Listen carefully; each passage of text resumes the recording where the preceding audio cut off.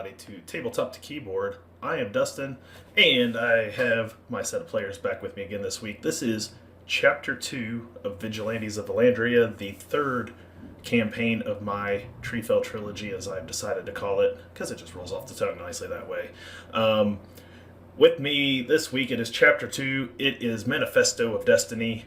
If you were here last week, these players went inside the Jabberwocky Casino, an underground casino, where they had to locate a crime boss by the name of Ivan the Red, or Riddle the Red, and they found him and they retrieved from his corpse a book that is known as the Manifesto of Destiny, or the Manifesto of Wolf and Ram, as it is known in some parts, and they have returned back to the bell tower, where they have met up with the vigilante known as Tragedy, and have yet to open the book to find out exactly what it is they risked their lives for.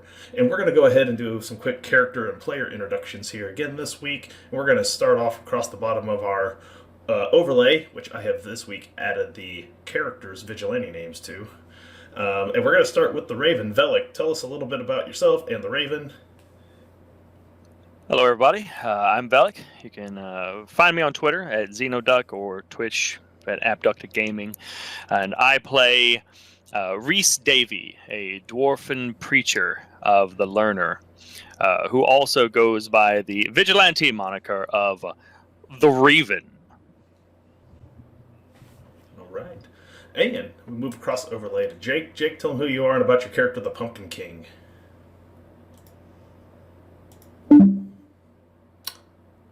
And he died instead. Oh, no. And is he coming back? It looks like he may be. The Pumpkin King is never truly dead. Everyone's shuffling around. We spoke his name, and he disappeared. And everyone is... Well, actually, the only people who switched somehow... We're back. Jake and Doc. Oh, we're switched. That's odd. No, that's right. Let me try it again. I think he's popping back. Okay, hey, we're recovered. I can't hear you anymore, Jake. All right, while he's fixing that, we're going to move over to Debbie Snacks. Debbie, tell us a little about your character, Kadam, and who you are. Hi, I'm Debbie Snacks. You can find me this week standing in the long lines outside of HEB trying to get water, or maybe at the local FEMA pod here in Austin, Texas. But really glad to be hanging out with you all tonight. Anyway, I'm playing... I have no idea what the hell I'm doing. Now playing Kidam as my vigilante name. Kidam, everyone, no one, every man. My main character, though, by day, is Sigrid Verikai. I am an ogre, a female. I'm a reaver. I'm also a man-at-arms, which means I do like to be supportive, have a military background as well. I'm a bit of a Viking. I was born on foot in danger, can quickly jump, pretty good on horseback as well. So, yeah. All right. And, Brendan, we're going to move over to you. And then we'll come back and see if Jake's fixed his audio. Sounds good. I'm Brendan. I'm playing an elf. And aside from the requisite vigilante profession here, I'm a trapper and war dervish, which just basically means I'm a tornado of blades, which I like. It's a good thing. You can find me at twitch.tv/Friendin. I draw art for Tabletop, and I'm going to be streaming Tabletop starting this week. We have a Monster of the Week game starting on Thursday, so if you want to check out Powered by the Apocalypse, Monster of the Week is a really fun system, so see you there. Yes, Monster of the Week is hella fun. I've watched a few campaigns. It's a good time. Jake, are you back with us? I believe so. You're a little choppy, but I hear you fine, at least. Oh, of course. I will speak up. I'm Jake. I'm with the Defenders of Cobalt, and I am playing a character named Felix Hunson, who is also known as the Pumpkin King. He likes many dangerous and chaotic things, and loves being a vigilante for that reason. All right. And we are unfortunately not joined this week by Christopher the Deadly Dandy. For the second, he got called out to work, and we can't begrudge anybody making money this day and age. So, Christopher, we hope you're having a good day at work, and we hope you get a chance to watch this video also, and keep yourself caught up so that you can join us in 2 weeks when the Deadly Dandy makes his debut.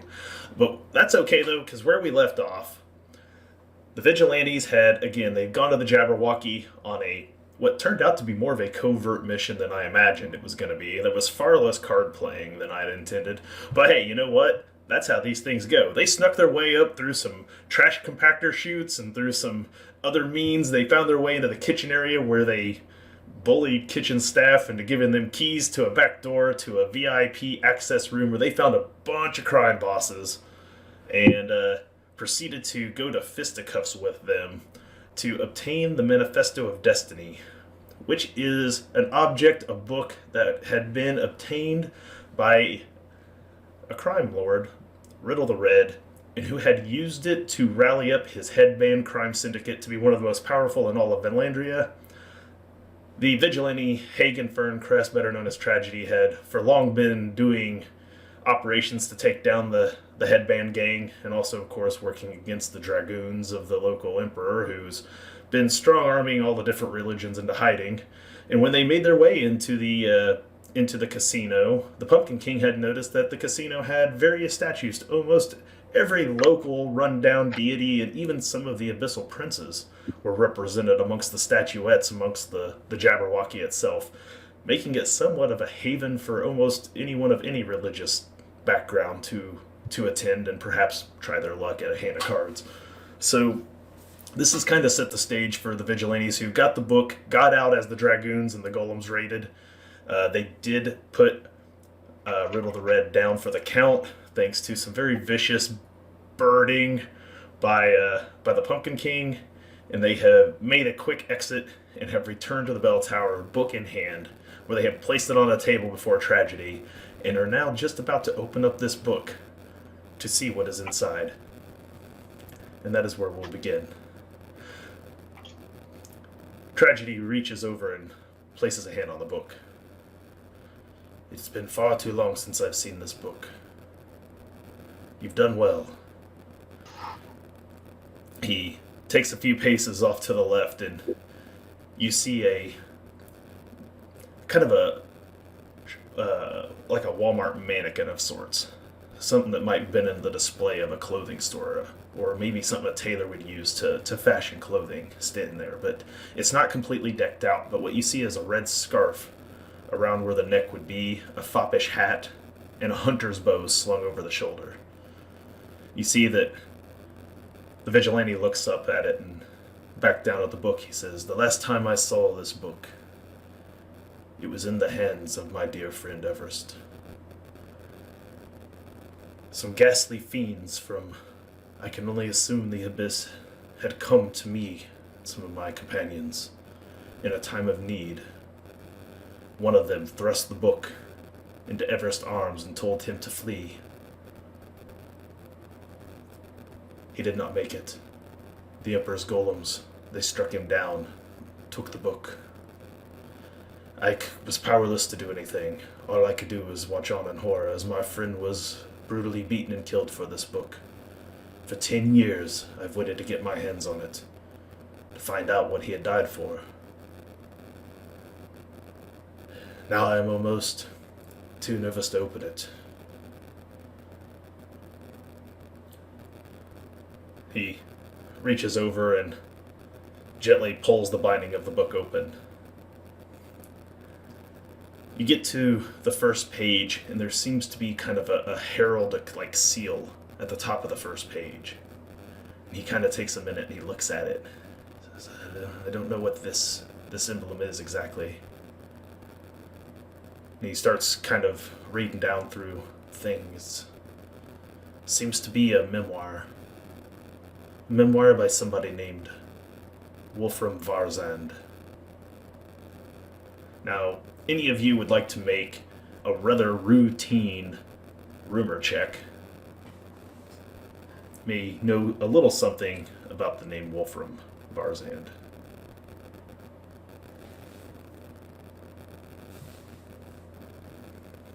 I will give that rumor check a shot. Yeah. Routine, you say? Bing, bang, boom. All I right. was just thinking. You have heard the name Wolfram Varzand kicked around recently as a somewhat disenfranchised member of the aristocracy who has recently been Kindred spirit. cast out of the aristocracy over rumors of heresy.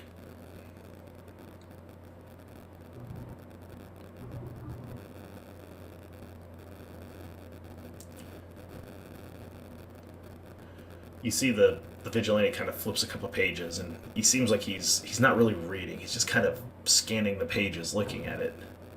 He flips a couple more, and this is all nonsense.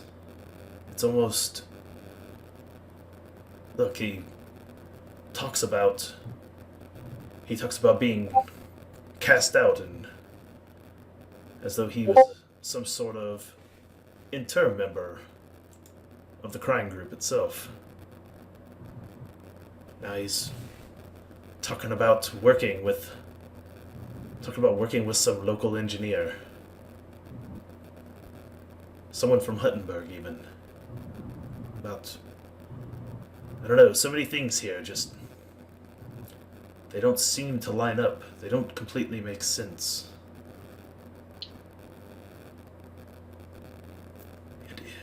I do not know who Wolfram is. He is a former member of high society. Former because he is a suspected heretic, which in times such as these may very well just be as simple as, I'm not too big a fan of Hans, out you go. What he would want with an engineer is beyond me. Maybe he wants to conduct some sort of shenanigans. I can sympathize. Let's see. He keeps flipping through pages. He goes, yes, this all sounds far more familiar.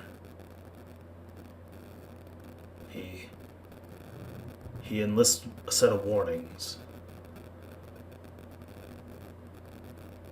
It looks as though he scribed down everything they did, up to the point that they encountered myself and my compatriots in that temple. They had come back to stop something horrible, something that me and my friends had done. They sacrificed so much to get this book to here, and yet in the end it talks about how he would not survive this. Are you sure it is the same Wolfram that you've heard of? Well, the Varzand family is an aristocratic family, and I don't suspect it would be noteworthy in any other segment of society. If he is in fact the author of this book, and he keeps flipping a few more pages and, like I said, continues to kind of scan down the book. It says, if this is in fact the work of Wolfram Varzand, then perhaps it's time that you find audience with him. See if you can verify if these are in fact his words. There's another member of the Does it say aristocracy. anything of this? Go ahead. Does it say anything of the engineer in the book? Yes. Yes. It speaks as though he had worked along with the now famed engineer, Hal Davidson.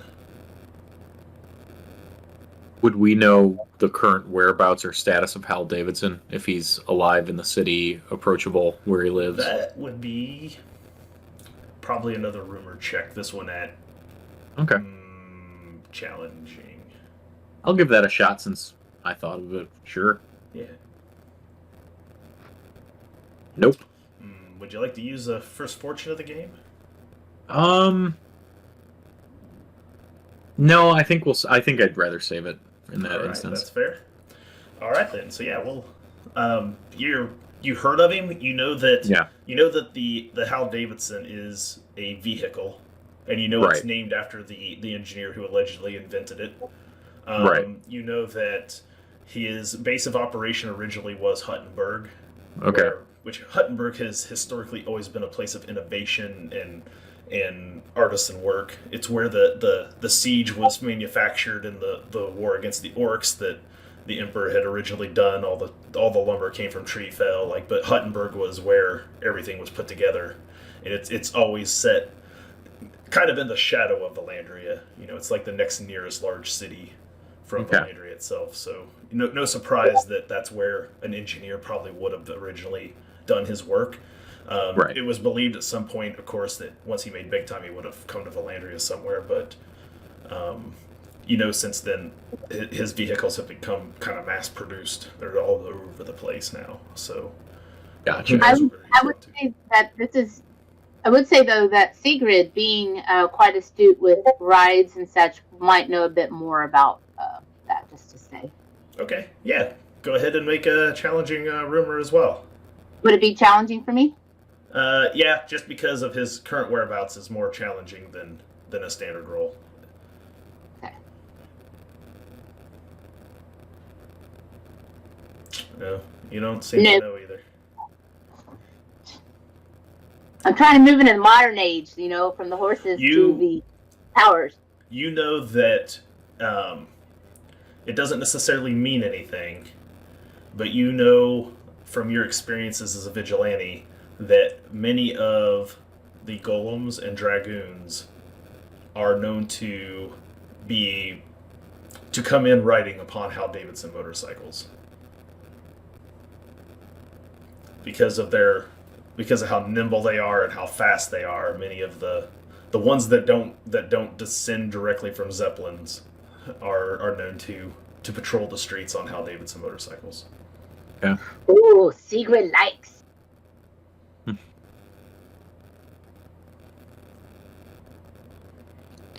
What I would like to know is there anything of value in this tome? So far, what you've said does not justify its, how much people desire it. As he continues to flip through pages, he says, "Oh, look, the handwriting changes here. After this initial story that runs for many, many pages, the handwriting is different. I'm no expert in counterfeit, but it seems to me as though the second author here may in fact be Ivan Riddle. Look here, yes. Here he lays out his doctrine for the running of the headband crime syndicate. This looks like a codified set of rules. Looks like there's other things here written in margins. Another set of handwriting, someone different. Someone's been putting spot notes throughout the book. And then there's this page, and he pulls open another page.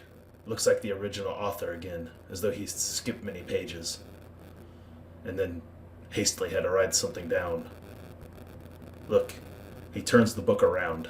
He says, I can't read it. I do not know what this means. Does it look like it's in another language or a code? A little bit of both. Mm. Those of you familiar with incantation would be able to make a very challenging incantation roll. And I will somewhat fail you forward on this a little bit, depending on how close you get, but the two of you who would be most likely. Kind of nudge. Yeah. Let's see this text.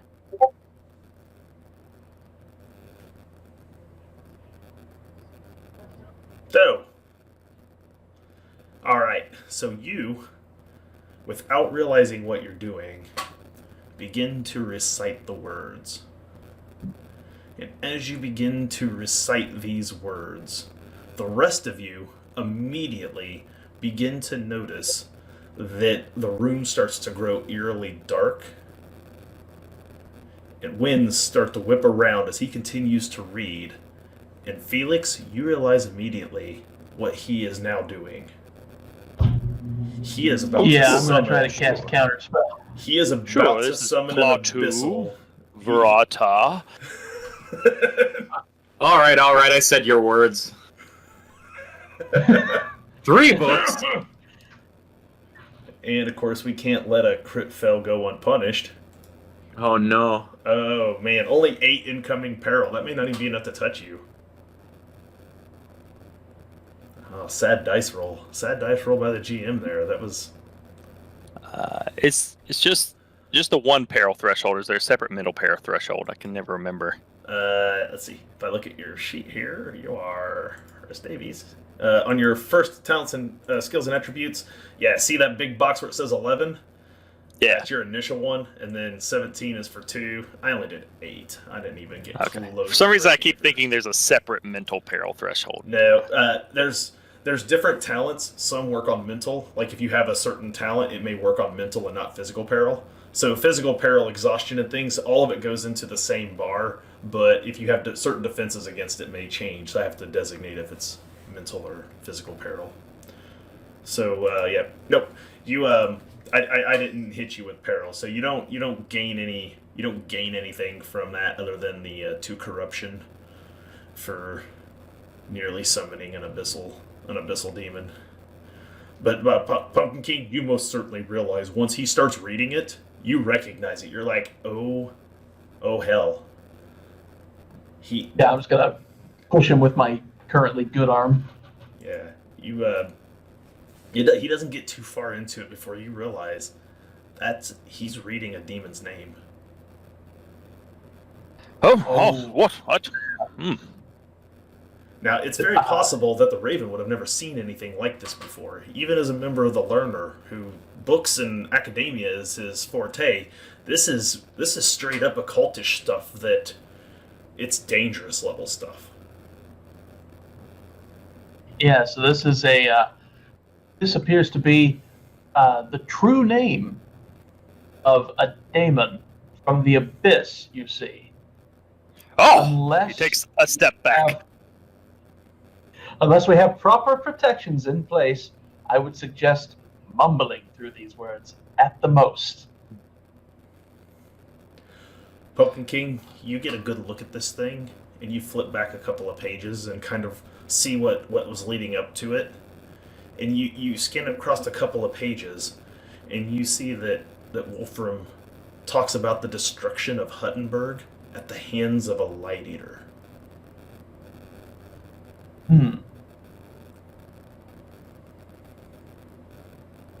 I assume, with the darkening of the room and the words that you have just spoken, that this, and I'll point out the words Light Eater, that this is what type of demon it is, a Light Eater. And he suggests, Wolfram suggests, Mr. Varzan, suggests that he's going to destroy Huttenberg by summoning one of these creatures. Presumably the one whose name is written in this book now. You see that the vigilante tragedy, he takes off his almost porcelain-looking mask that's all painted up like a jester's face to reveal his wrinkled, elderly look, bearded face. And he has this distraught look. And thank you for the follow, Grey Winners. He has this distraught look in his face, and he puts his hand down on top of that book. I've heard those words uttered before. The Light Eater. But we stopped it. It did not make its way into the world. We did what had to be done. The idea Now might be a of good why, time for you to. Go, Jake. any idea of why Wolfram would want to undo what you've done? Those who, before I fled the temple, when a friend of mine, occultist, she was the one who uttered the words. One of the abyssal creatures had handed her a book, a different book. And from it, she recited these same very words. I don't think she used it to bring the demon here. I think she used it to banish it.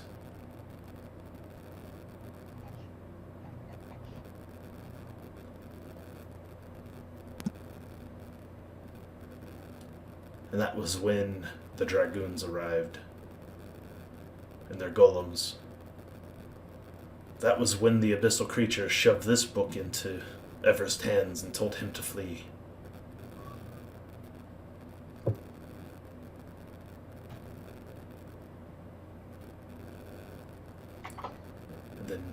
And I suppose it's imperative that we find what remains of Wolfram Vallandria, assuming he's still around, and get to the bottom of things. It's very possible that perhaps someone has taken on Wolfram Vallandria's good name, his standing. Perhaps it's an usurper. The only way to know for sure is for you to take this book to him. Make sure it remains safe. There are a great many more mysteries from this that must be unraveled. In the meantime, I will see if I can locate my old friend Zelina. She would have intimate knowledge of what that Light Eater might be capable of. I only briefly saw it with my own eyes. It is a thing of terror. Pure terror. Definitely nothing to be tampered with.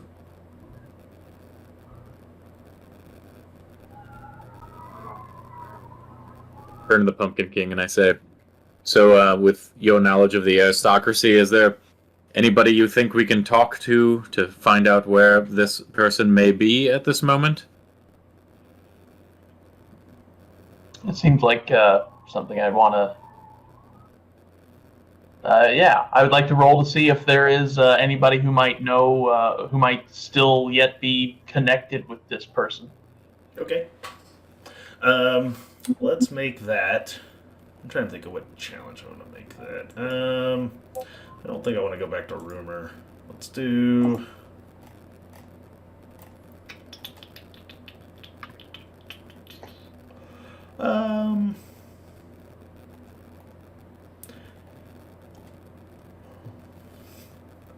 I'll take...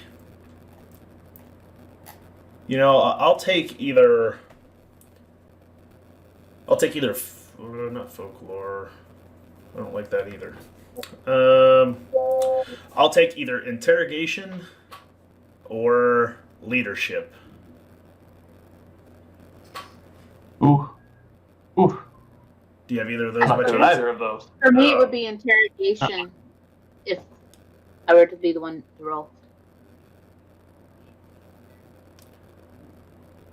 Damn. Oh, wait, and I still rolled that at the wrong difficulty. Whoops. Oh, yeah. It's just standard. So you Or don't... would it have been challenging? Who knows? No, it's standard. It's just a standard roll. Oh. So Well, if it's standard, then you would have made it. I would have made it. Yeah, you'd have made it. So you get it. So you, and yeah, it's flip. So you would be 14 the other direction. So yeah, you made it. Even on flip to fail. So yeah, you're good to go. You know that he had been detained and interrogated by members of the king's court for several hours and was cast out into the streets. And last you heard, he was holed up in a bar.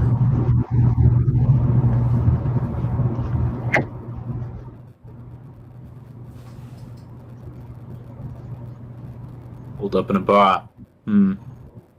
What's the name of the bar? Do we know that?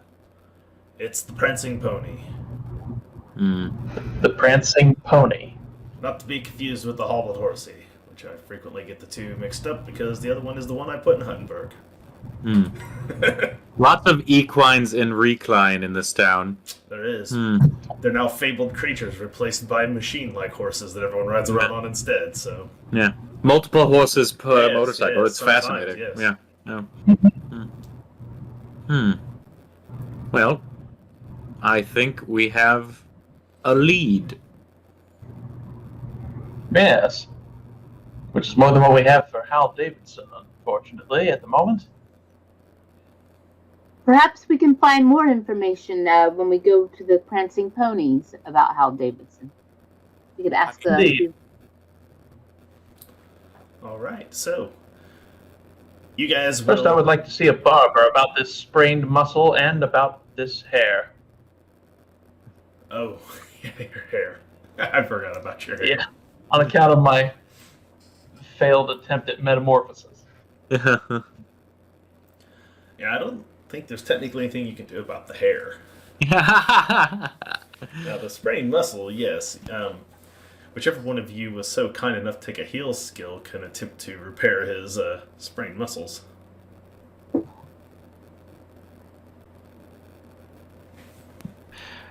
Oh, I can take a look at that for a moment if you like, though. I admit, since my incident earlier, I'm not feeling quite up to par, but I can still give it a look. As I remember, I'm still flipped to fail on all intelligence checks because of until atonement. Oh, that's right. Yeah, your divine punishment has not yet been lifted. But I can give it a look. Is heal under intelligence? Yeah. Oh yeah, I guess it is. Yeah, that sucks. Your healer's impaired. That's horrible. We're healing impaired. They don't They make are something that healing you impaired. can. Yeah. So you just need a standard heal check? It is a... You have an actual injury, correct, Jake? Yes. That was full for Brendan. life.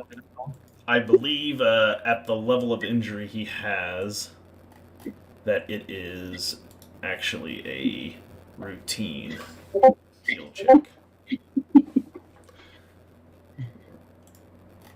It is a routine heal check, and it requires technically surgery. You have to have surgical tools. Ooh. Now that is a question. Now, I don't think I bought surgical tools. Most people don't. They're kind of expensive for what they are. I mean, they're not consumed in the surgery, so you can always just rewash them once you have them, but the odds of you having them are probably slim. Yeah, no, I bought bandages and honey and laudanum and stuff, but I did not buy surgical tools. Okay, so in lieu of not having the proper surgical tools, I bumped the difficulty to standard, and you get to do it with your pointy daggers and your grappling hooks and your all your other sharp utensils instead. Shink! I offer out my rapier. Like, it's not that you can't do it; it just gets it harder if you don't have the tools. That's all. So, Well, get over here. Let me take a look. He's just go. You are an expert. I'll trust your good judgment. He read a book one time. And then as he's kind of cutting in a bit, his eyes are gonna look up. He does take pull the goggles up, and his eyes are kind of look up and go. Now, you might want to think carefully about how you treat animals in the future. Would you like to fortune that to reroll? Yeah. All right. I was gonna say, don't over role play it yet. You still got a chance to make this good. He was gonna say it regardless. There's the first fortune of the game. Why don't you give that a second shot? Hey, that's a critical success. So flip to fail doesn't matter on that one. Flip to fail doesn't matter. It reads the same both ways. So he's still possibly making it hurt a little more than necessary. As this happens, you hear me sing "Heel Man, Nice Shot" in the background. So you Master McGuire, yeah, giving the old crunch, pop that thing back into place, do a little snip, cut, resuture up some torn muscle, cut it all back together. Everything looks nice and clean. You bandage it up, and your injury is gone, Pumpkin King. He fixed you up. It feels great. Tastes great, less filling. Here, I was going to make you roll chaos dice for infection, but since he critical, well, I guess we don't have to worry about that. You don't have to worry about chaos Does that dice. take? Does it use up one of my bandages? Yes, it will use a bandage. And that reminds me, I don't recall how this works, but I'm lightly wounded. Yeah. I don't remember what I need to do about that. If you slap a bandage on yourself, there's no roll for lightly wounded. You just go back to not wounded anymore, to unharmed. But It'll take some time to do that, then. bandage.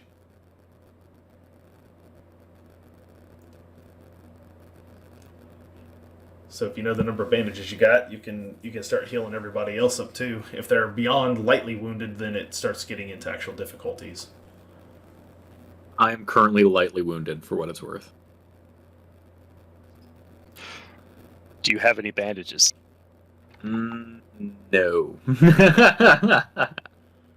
I will use one of my bandages on him, but I'm now very low on bandages. Fun fact: I don't think Brendan spent hardly any of his 100 gold, so he just hasn't gone shopping yet. Yeah, I haven't. He doesn't know if he has bandages. So I kind of did that for a reason, though, is because I saw my guy as like a Bill Bixby, like Incredible Hulk wandering kind of nomad, and he's like, gold, okay. So if anybody else in the party needs to spend gold, I got 100 you can have. We'll get you bandages. Yeah, you can buy some in your next trip out. I went ahead and I kind of bulked up a little bit. I've got 9 bandages, so. Oh yeah, she's a walk-in medicine kit. So you go ahead and you slap one of your bandages on him. There's no roll needed for lightly wounded. You go back to unharmed. Pumpkin King, were you actually injured? Or I am moderately wounded. You are moderately wounded. That's right. So it will be an easy heal check to get him from moderate to lightly wounded. You can only heal 1 level a day unless you have a laudanum to give. Then you can heal a second one with a laudanum. I'll tell you what, I'll heal myself with a laudanum. I've got 1. Take your corruption, and you're back to lightly wounded. And now there's no heal check if they want to bandage you for the last one. Want to is the key phrase. At least you don't have to worry about even botching a roll at this point. So Yeah. if they will apply one of their other bandages and mark it off their sheet, then you'll be... Does anyone I else can- have any bandages? Well, yes, I being in the military, always prepared, always prepared. It's more important to take care of my fellow man than to have him die of rot and decay and such. So, yes. Now, you know, Most wisely said. You know, as a healer, these are officially prepared by a barber surgeon honey soaked bandages. They require cloth strips and a honey pot to create them with a heal check. You can make these if you have cloth and a honey pot. If for any reason you don't have a honey pot around, you can take any strip of cloth, you can tear it off your tattered rag clothes, you can take it off of your leg of your pants, whatever, and it's considered a chaos bandage. You apply it with heal check, just the same, the difficulty doesn't changes, but whether you're successful or not, you roll a chaos die, and it comes up 6, they get infected. Because it's not a clean, sterilized bandage. It's just a That's good to know, because I bought honey pots, but I didn't know what they were for. I just knew they were for heal. Honey pots plus cloth is what you would use with a heal check to prepare bandages. Barber surgeons are best to go to for those because they automatically succeed at making bandages. So if you're a barber surgeon profession, they just make bandages. They don't have to roll for it. They just do it. So So a bandage is essentially the cloth and honey pot? Yep. It's a cloth dipped in honey. Yep, that's what a bandage is in Zweihander. If you just have the cloth, it's a chaos bandage, and you have a 1 in 6 chance of it getting an infection by using it, even if it's successful. I mean, it makes sense. It's like Manuka honey in a wound. Yeah. So it's... Yeah. But I do have a question, though. If you happen to perhaps get confused, so you bought a buttload of honey pots, I bought 9 honey pots and 9 bandages, not realizing that. I can use the honey for other things, right? It's good on bread. And maybe to, yeah. It's also really if we get sticky. some cloth, I guess I can make checks to try to make bandages. If you want to lob an entire honey pot and make like a gooey, sticky trap mess on the floor, I will let the trapper make use of that because he has traps. So if you want to supply him with a honey pot for the use of a trap at some point, I might let you guys have some other fun with those honey pots that you purchased. But I hear you talking about that, and I'm like, it's not the first time I've used a honey pot as part of a trap, but it was a different kind of honey pot, really. It's straight out of it. It's straight out of the it's straight out of Winnie the Pooh. It's just his head gets stuck on it. It's like a Yogi Bear Boo Boo. It is, yes. Attachment situation. A windowsill with some honey on it, and Hey, boo boo. ne'er-do-wells love honey. Everyone knows it. If you spent gold on it, I'll probably let you use it for all sorts of things. But its primary purpose is to make bandages. So, like I said, you're a walking medicine cabinet. If she's gonna give me her bandage, I'll use it to. I have now increased my bandages by 1 so that you can use one for the Pumpkin King. All right. So you slap another one on Pumpkin King's shoulder after you get him all surgeried up, and he is back to unharmed as well. You are all back to trim fighting shape and ready to go tackle your next mission of trying to locate Wolfram Varzand. Now, Wolfram Varzand, as far as you know, is at the Prancing Pony, which is a local pub in the streets of Vallandria, maybe part of the rundown areas of Vallandria. Not exactly the place you might have expected a member of the aristocracy to be, but again, he's been somewhat ousted and somewhat defamed. So, it seems reasonable that perhaps those rumors are true. Now you have to make the decision, though. Are you going down there as yourselves, or are you going down there as your vigilante monikers? And if so, who's going in? Who's going to be on watch? And what is your approach for dealing with this pub?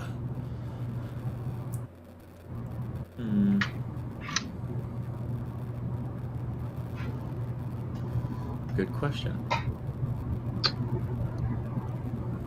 What do we know of this place, this pub?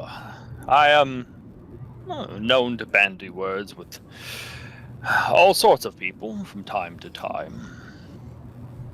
That works for me. You've been known to bandage us as well as bandy words, so apparently anything with band in it, I'm just going to head your way and say, have at. If we have some interrogation to do, perhaps I could be of use. Sigurd says.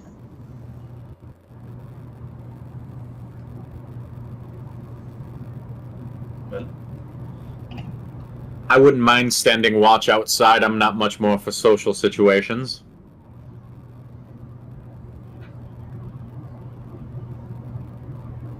I've already been seen recently. I think I would rather keep my nose clean as far as these circumstances go, just in case somebody else comes investigating along after us for some reason. Well, what do you say you and I hold hands outside and sing cute songs together then?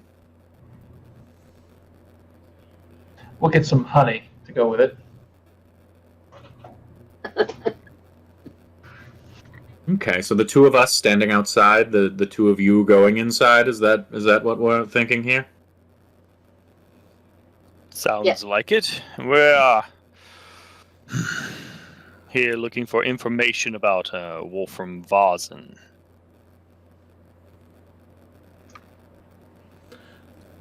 No, it's you guys make your way down there to the pub. You find it. It seems to be a rather blue collar joint. People in and out. They're all kind of rough looking. If there was a biker bar in Vallandria, this might be it. You see the small row of Hal Davidsons leaned up there in the front. Like I said, they're pretty commonplace anymore. A few rumble bustlers parked along the street. There's still a few horses drawn up in places. Not everybody can afford one yet. So they're not completely gone by the wayside. There's a lot of foot traffic. People have been in there for who knows how long. You can hear it's kind of rowdy. There's a little music playing. Sounds like they have some sort of entertainer in there playing something. There's everything in Vallandria is lit by street lights now. They have kind of a pale green hum to them as it kind of just illuminates everything in kind of this weird pale green as you walk through the streets. So it gives this place kind of an eerie look, but and you definitely get the sense that it's not necessarily. It's the kind of place that if you looked at someone wrong or if you bumped into someone just wrong, it could easily start a bar fight. Well, now, do we still have the blunderbuss that we drove the way? Yeah, you had the Rumble Bustler. That's what you guys are driving down there and parking somewhere. Rumble. Okay, so we're gonna go ahead and pull up on those of us going inside. We'll pull up on the Rumble Bustler, so we park next to one of the other ones. And along the way, you've devised a plan that the Wayward Eye and Pumpkin King are going to be on watch. Yeah. And their vigilante monikers. Yeah. Yeah, so we'll we'll toss them off, before we get to the Davy's not here today. So, okay. So, and then that puts the Raven and Quidam going in as their normal monikers to go in and try to see if they can locate a Wolfram Varzend. Yes. All right. Is there anything else that you want to try to do or know before you head in? I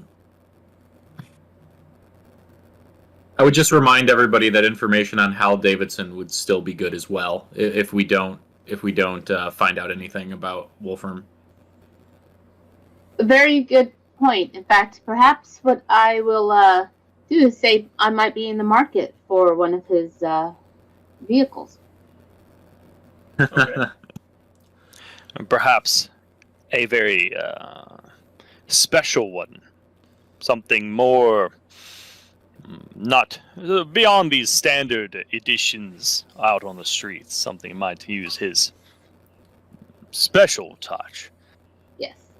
A little custom. An original model. An original Hal Davidson. Okay. You make your way up to the door. There's no bouncer. There's just a rather heavy metal door. And it's open. It's not locked or nothing. You just open the door, pull it open, and both of you walk in, and the door makes kind of a loud ka-tung as it closes behind you. And when the sound of the ka-tung happens, you see a long bar on the right and a few tables on the left. There's people in most of the bar stools and sitting around the tables, and everyone does the same thing when you walk in. They all put down their drinks. They all turn, look your direction for about 1 or 2 seconds, and then go right back to what they were doing. Bartender sees you walk in, over there polishing up a glass.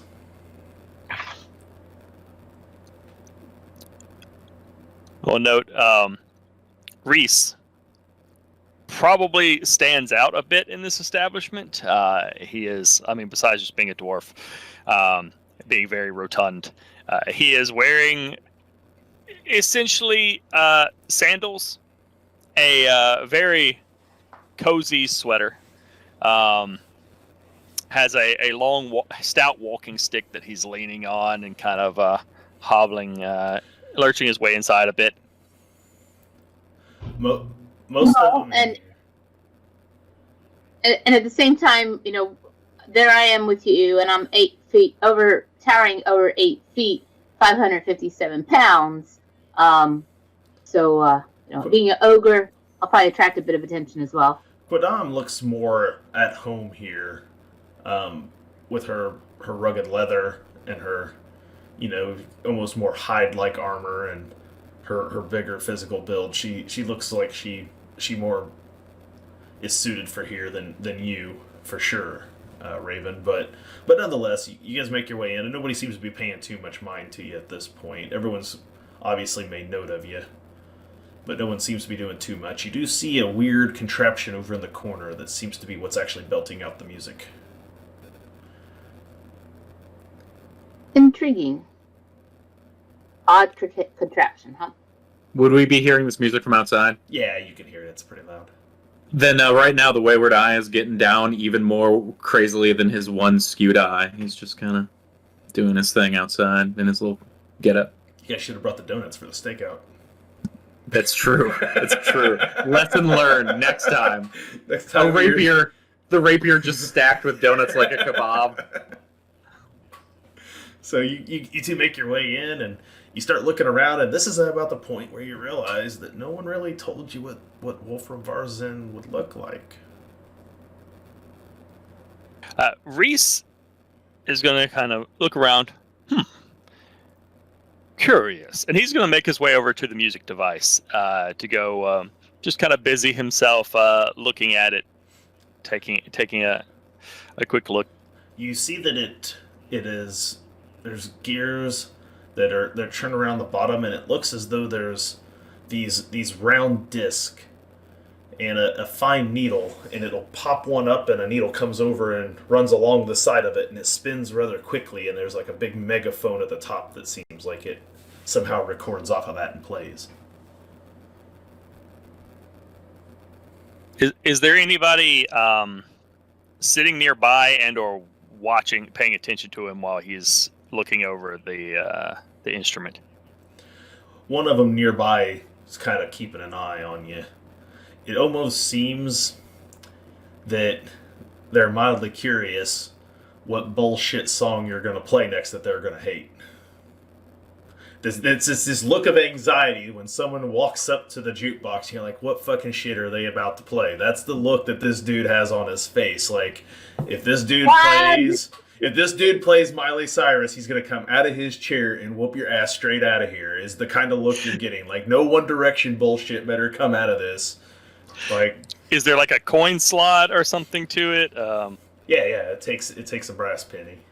Chumbawamba 32 times.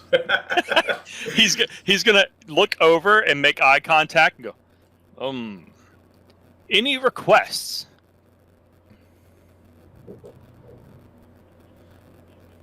He walks over. He stands up. He's not as big as Kadam, so he's not like barrel chesting it out too much. He's got a brass penny out. He walks over there and he holds his hand out. Hands of the brass penny. He puts it in. Hits two buttons there on the front. And you can see that those two buttons are so worn you can't read what's on the button anymore. And he walks back over and sits back down. He doesn't even tell you what he played, just sits back down. That's it. There's like a series of like 15, 16 different buttons there, and you assume that they're in, letter number like combinations, and it looks like the same 5 buttons are worn to where you can't read them anymore. Like they only ever play like the same 10 songs in this place, probably in some combination of those numbers used the most, with maybe occasionally mixing it up with one, but otherwise like all the rest of it's like damn near off limits. He's gonna kind of nod. Such a curious device. Looking over it. He will then turn and follow that individual back over towards his table a moment later. All right, so you go find yourselves a very small table over in the corner that's unoccupied at the moment. There's a few empty drinks that have been left on it by previous tenants, and the barkeeps just haven't kept up and cleaned it up yet. But when they see you head that direction, one of them kind of scurries over there and picks a few of them up. And sorry about that. Here, let me clear that off for you. And they kind of wipe it down real fast. Can I get you anything from the bar? Yes. My companion and I here would like something to drink. What is your? We'll take a beer. I'll take a beer. What would you like, Reese? Of course. A good choice. And he walks back over, and you see, goes back over there, and he pops open a thing and starts pouring some tall foamy liquid. Brings it back over there, sloshes it back down on the table. That'd be 2 brass pennies each. Here you go. All right. You each have yourselves a tall pint of some manner of lager. Looks like relatively light lager. Doesn't look like it has too much kick to it. It's mostly there to say you're drinking. He'd take a few drinks promptly. A few swallows. It tastes like shit. You're a Oh, dwarf. No. You're used to good lagers. You're used to stout meads. This is watered down bullshit. But when in Rome, do as the Romans do. This is what everyone's drinking. This is why they're here, apparently, for cheap-ass light beer. There's what you got. So this is the hipster place with music, is what you're saying. This place is bougie as shit and shitty. Okay. It's I swig down my old Milwaukee a little bit, and then I. This is the beast. Yeah, you got served. You got served the beast. It's filigreed with gold on the can, and it's called Gold Style instead. It ain't no help here. Yeah, no, it ain't nothing like that. This is not that kind of pub. This is just a straight up bar. So once you're sitting inside, you realize like this is the kind of place that a person with only a few pennies to their name is probably going to for their drinks after a hard day's work. This is not a martini bar. This isn't a rum bar. There's no dance floor. It's just the only highball might be an 8-ball, is what you're saying. That's probably out in the alley somewhere. It's probably not even here in the bar itself. So. You notice that for a meta moment there, I almost said, "What would you recommend?" Wait, that's not that. We're not in that place. This is like a chain drive or something. Point to the neon sign that says beer behind him and just say beer. That's pretty much. If you ordered anything more than that, the barkeep was literally going to tell you that all we have here is beer. All right. So Sigrid picks up the beer and just tugs it back and motions to the barkeep. Make an awareness check at easy. Okay. Easy awareness. Both of you can do this. Easy awareness.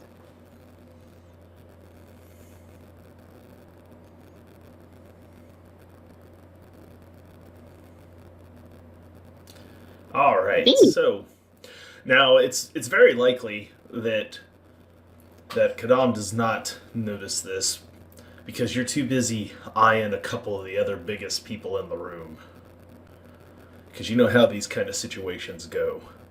If things are going to go down, you just got to make sure you punch the biggest guy in the room first so that everybody else knows not to mess with you. So that's what you're already thinking. You found that guy at the end of the bar. He ain't the bouncer, but you get the sense he's the bouncer. And so you pinpointed who that person is, completely missing the fact that there's someone at the other end of the bar that the Raven notices who is just as out of place as the rest of you. He has a foppish hat with a feather in it. No one else is wearing foppish hats with feathers in it around here. He's got a very nice, almost elegant-looking dwarven staff across his dwarven back with a long beard. And maybe that's why you notice him. He's a fellow dwarf. He's down there with a few different emptied mugs of what you can assume is the same crap beer you're drinking. And unlike everybody else, he seems to be the only one who hasn't lifted his head to pay any attention to you or anything else going on around here.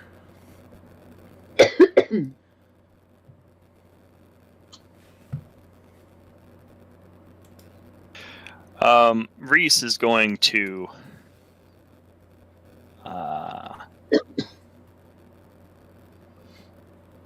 pull out a silver shilling from his pocket. Oh, thanks, and Bender. He's going to kind of lean because he started following after the grumpy-looking gentleman from the music device. And he's going to kind of lean over, not too close, but a little bit close, lower his voice a bit. I don't want to intrude too much, but always excited to see another dwarf, and I was wondering, and he just sits the coin down on the very edge of the table and slides his hand away. Who that individual at the bar is?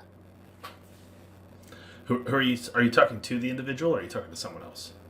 No, the guy that came up to the jukebox. Oh, you're talking to that guy. You went back over I followed him back over to his table. To his table. Gotcha. Okay. So yeah, you follow him back over. You give him a silver shilling, and you ask him who that is down there at the end of the table. And he looks down there and he says, "I don't know. Fella's been coming in here for about 3-4 days now. Doesn't say a word. Orders the same 4 or 5 drinks. Drinks them. Stares in the bottom of his cups. Gets up. Walks out." He promptly slides the shilling into his pocket. That's curious. Well, good to know. Is there anyone here that is regular enough to be familiar with some of the older acquaintances? Everybody who's in here are the same people who's in here roughly every day.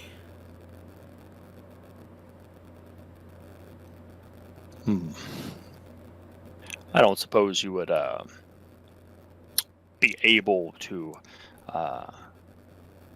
point out or introduce me to a man named Wolfram.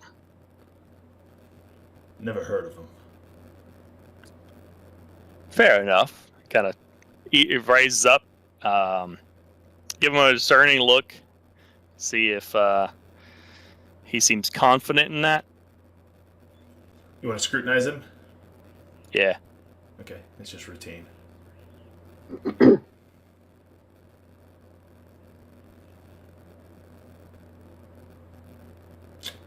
He does not appear to be deceiving you. He looks at you as cold and calmly as he can. Never heard of him. All right. In that case, he stand back up. Well, enjoy your drink. He goes back to drinking and talking to his friends that are there at the table. Turn to look back to Kedam. You have the booming voice, don't you? I do. This is one of those times where. Okay. It's powerful. As you're talking, you can't help yourself. Your voice carries naturally. You see, when you mention the name Wolfram Barzand, you see the dwarf down at the end of the bar. His ears kind of perk a little, and you see he kind of turns slightly, looking back over his shoulder a little. And he immediately raises his big, stumpy dwarven hand and tries to flag down a bartender. You see he drops a few coin on the table once he gets the bartender's attention, shruffs his trowel up a bit, tucks his head, and starts to walk along the bar towards the door. Kedam, I think we might want to speak with that one. I agree. I wonder. I believe that might be one of the individuals we're looking for. The husband. So he makes his way over there towards the door, unless you're going to promptly stop him. I'm going to start walking in that direction. I'm not going to try to tackle him, but begin. Start walking. There's no way we're going to discreetly be able to follow, so I'm just going to. That's what I was wondering. If you're not going to be stealthy, then the next thing we have to do is figure out if you're going to be deceptive, if you're going to go for like guile, if you're going to go for some sort of check to get the drop on him, or do you just want to make it very clear that you're approaching him? I'm over 8 feet. It's gonna be pretty obvious I'm approaching him, and I'm gonna go ahead and just step in front of him and just say, where are you going? Where are you going, friend? All right. As you do so, initiatives. A D10 plus your initiative modifier. I will add him to the initiative roster. I already forgot what initiative modifier is. It's on your talents and trappings page. It's a D10 plus that. If the other two of you would like to roll also, you may. Just so I have everybody on the initiative roster. Remember, you only roll initiative once per game session, so usually you do it right before a game starts. But Yep, and that is. You said it was a D10. plus my Mine's modifier. horrible. Mine's horrible. What is his initiative? Oof. Hey, at least that's a good number. Yeah.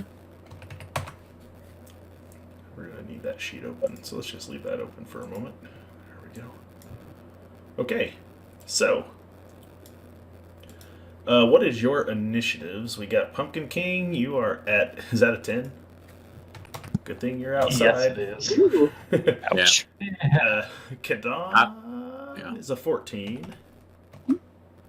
Wayward Eye is An 11. Wow, you guys, that's a double botches on the initiative? Yeah. Boy, Yeah. get those things out of the way early, right? Right. Yeah. And Velik's a 17. He's the fastest of us today. So I'd like to think the two of us outside got ones because we are actually kind of grooving you're to just the music. out there just chilling. You're like Jay and Eating Silent donuts. Bob outside the quickie Yeah. stop. You're just Yeah. out there. Yeah. Yeah. Like Mhm. they had zero attention to anything else that's Yeah. going on. Yeah. Yeah. We should always pick this duty. It's really quite easy. And I get the feeling that between the two of you that the Wayward Eye is clearly Jay. And the Yes. Pumpkin King is Silent Bob. Yeah, a billion percent. It's clearly which one is Yeah. which if you're Yeah. both standing out front, right? So as he's making his way towards the Got door, a you smiling guys pumpkin in his hand and a frown. you guys approach and you see everyone else in the bar. Everything kind of, the music doesn't stop playing, obviously, because it's not a live performer. But everybody kind of, you hear a lot of bar stools and everything kind of shuffle a bit as you all approach him. Everyone else obviously anticipating that some sort of brawl is about to take place. And at the top of that initiative roster then is going to be. Let's put that descending. It is, in fact, Raven's turn. So, Reese, what is your action? Reese is going to move up behind him. Cane, walking stick kind of thunking as he makes his way forward. And this time, I'm seeing people kind of looking towards us and making noise and everything. He's just going to speak at his normal booming octave. Apologies, friend. I assure you, we just would like some peaceful words. Make, what do we want to call that? Let's call it, we're going to call this I'll let you use either leadership or charm.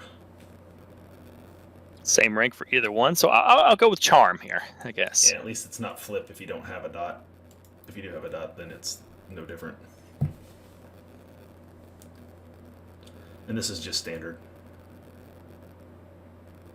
Is this okay? No, I'm assuming this is different than a persuasion check. It's essentially what you're using, yes, but there's no persuasion in Zweihander, so it's split between other skills. So this is the ones Yeah. that apply to this Just- situation. Because I know I have a talent related to persuasion checks, which is why I was asked. Oh, yeah, you probably do. You might have a couple. Let me take a look at your talents. I think it's I have like a plus 20% if they're at a different social class or something. What is your social class? You're talking about Silver Tongue? Burger. They are Berger. they are a different social class than you. So, yes, you may add 20 to your base chance. You may make this an easy test. Because you are silver-tongued. If you're using charm. It looks like that's what you're doing. So, okay, yes. All right. So, you see that he had almost very deceivingly had reached for his staff. And you see that he slowly takes his hand kind of away from it. And he's kind of looking up at Kadam. Kadam, you look down at him and you see this. He's a really dark-skinned dwarf with kind of a brown, well-kept beard. And as he looks up at you, you see that one of his eyes is solid black with cataracts.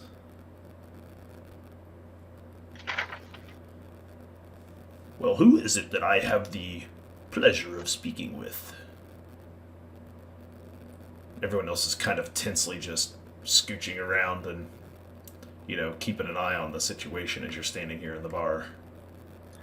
Well, happy to introduce myself as I am Reese, a bit of a wandering speaker, presenter, philosophizer, and seeker of knowledge. That is the primary business that brings me here today. A philosopher, you say? Well, in that case, what is it you're philosophizing about?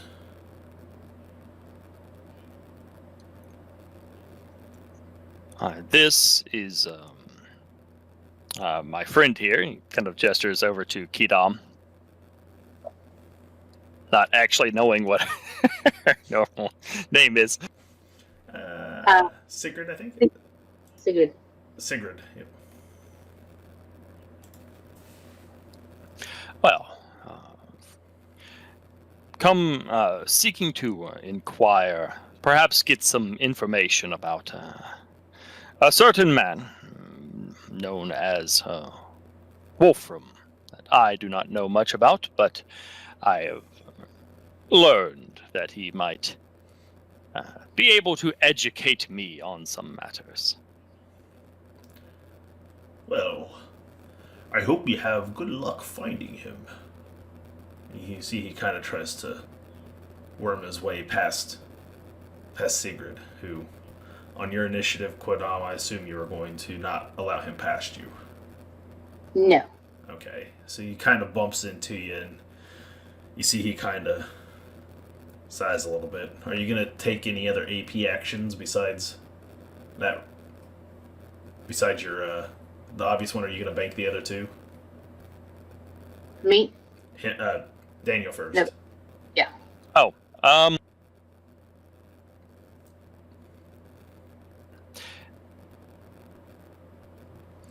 did we see any other exits from this place?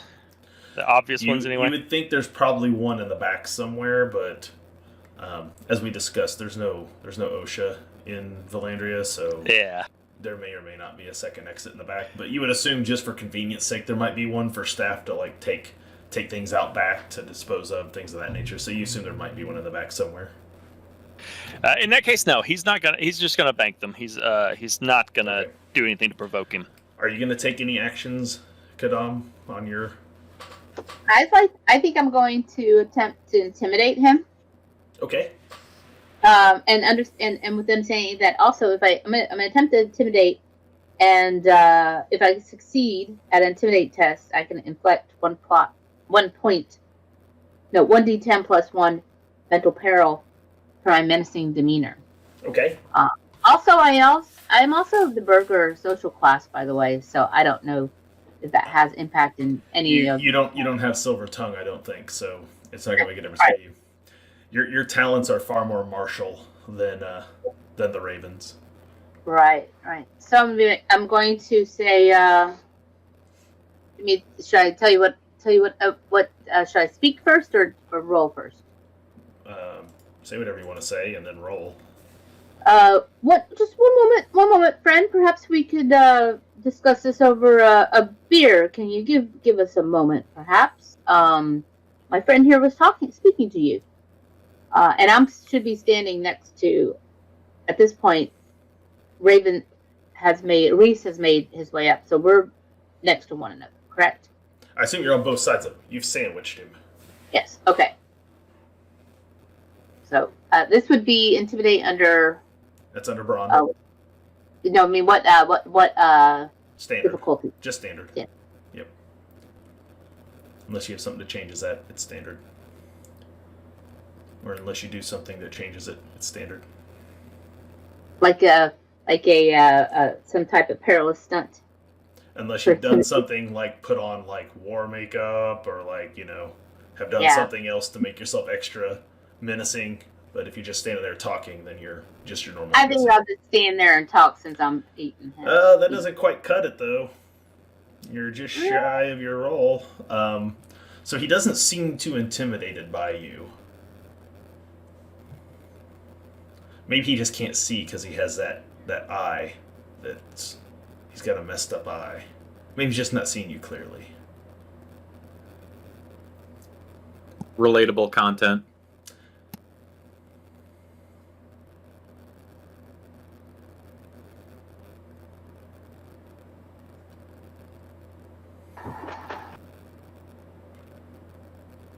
But sir, I guess okay. So the question is, can I continue to with my two other AP? Can I continue? Can I use interrogation under willpower? Yes, you may use interrogation. Okay, but sir, are you certain that you aren't familiar with this individual that we seek? And so I'm gonna roll, and again Mother of Pearl. So you say this to him, and he kind of scratches his beard a little bit. He goes, "Well, I don't know. Let me think for a moment. What did you say his name was again?" Well, his name is, going over to my sheet, Wolfram Varzan? Wolfram Varzand. Wolfram Varzan. Well, And I'm sorry, maybe you perhaps can't, I do tend to stutter from time to time. Well, Wolfram Varzand is a heretic, branded, wanted by the Emperor. I don't believe if Wolfram Varzand was in our presence that he would speak up as such. Now, if you don't mind, I'll be making my way back home. Good day. He kind of tries to give you the slip again, now that it's nearing his turn in the initiative roster. You have one more AP. Reese still has 2.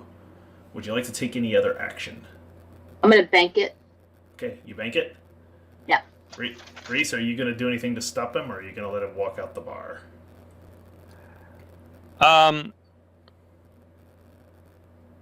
Reese is Reese is intending to follow him. I don't think he's going to physically restrain him. We don't want to open up I don't want to open up a bar fight right here with all these other people. Instead, he's going to intend to follow him and just say, "Oh, that's terrible. We do have something that very old that belongs to him. Something pinned in his name, you could say. And we much would like to speak with him about it." All right. You're not. But he is intending to follow him right outside the door, like right behind him, if he's able to get past Kidam anyway. Okay. I'm going to have you make this a bargain. You are now attempting to use leverage from an item you have to convince him to take a different course of action. So we're going to call this a bargain check. Your silver tongue still applies. Oh no, it's only for charm. Isn't Okay. It? Yeah. Sorry, that's only for charm. Persuasion. So yep. So, yeah, you don't get the. It's back to standard, but.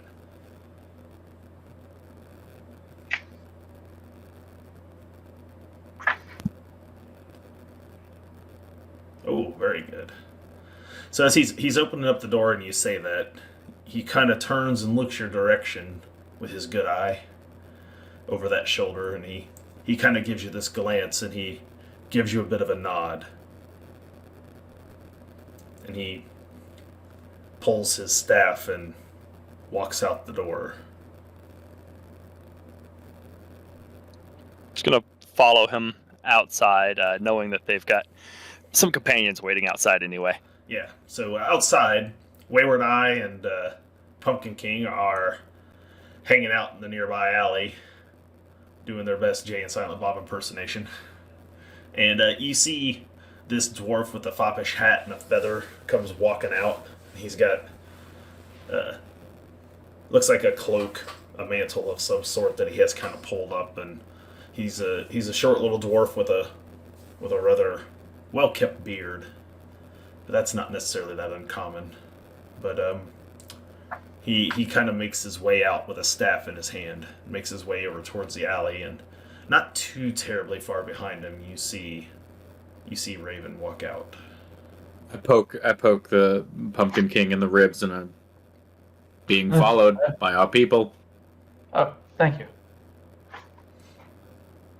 And I'm gonna try to get in the path that he's walking, but not to impede him, but just to get to roll behind him as he continues past me. So like next to the path this dwarf seems to be walking, but not in the middle of it, right? Like when he moves past me, I want to fall in line. All right, you guys, like I said, are kind of standing near the mouth of an alley that runs along the side of the bar. And you see he kind of walks almost right at you, and then kind of gives you a side eye as he kind of turns and kind of walks into the alleyway. Okay. I'm gonna try to stealthily duck behind him. Okay. Make just standard stealth. Okay. Make sure I'm on standard. I am. I submitted. We're just waiting. Oh, yeah. Oh. You're good. Yeah. All right. Into the shadows I go. Pumpkin King? I think I'll just lazily follow behind, whistling a song of some sort. Okay, so you just kind of whistle around there behind him. He gets a ways into the alley, and you see that Raven makes his way there into the mouth of the alley as well, and Kadam's not too far behind him. She's made her way out of the bar at this point and shut the big heavy door behind her and walks down the steps. You see that everyone seems to be kind of congregating towards the alley. He gets about halfway down the alley and he turns and has his staff firmly in both hands out in front of him. Now, who is it that I have the pleasure of making this acquaintance with this day? You are not the ordinary dragoons that are sent to find me. Well, are you saying that you are this Wolfram? I am Wolfram Varzand, House Varzand. Formerly House Varzand.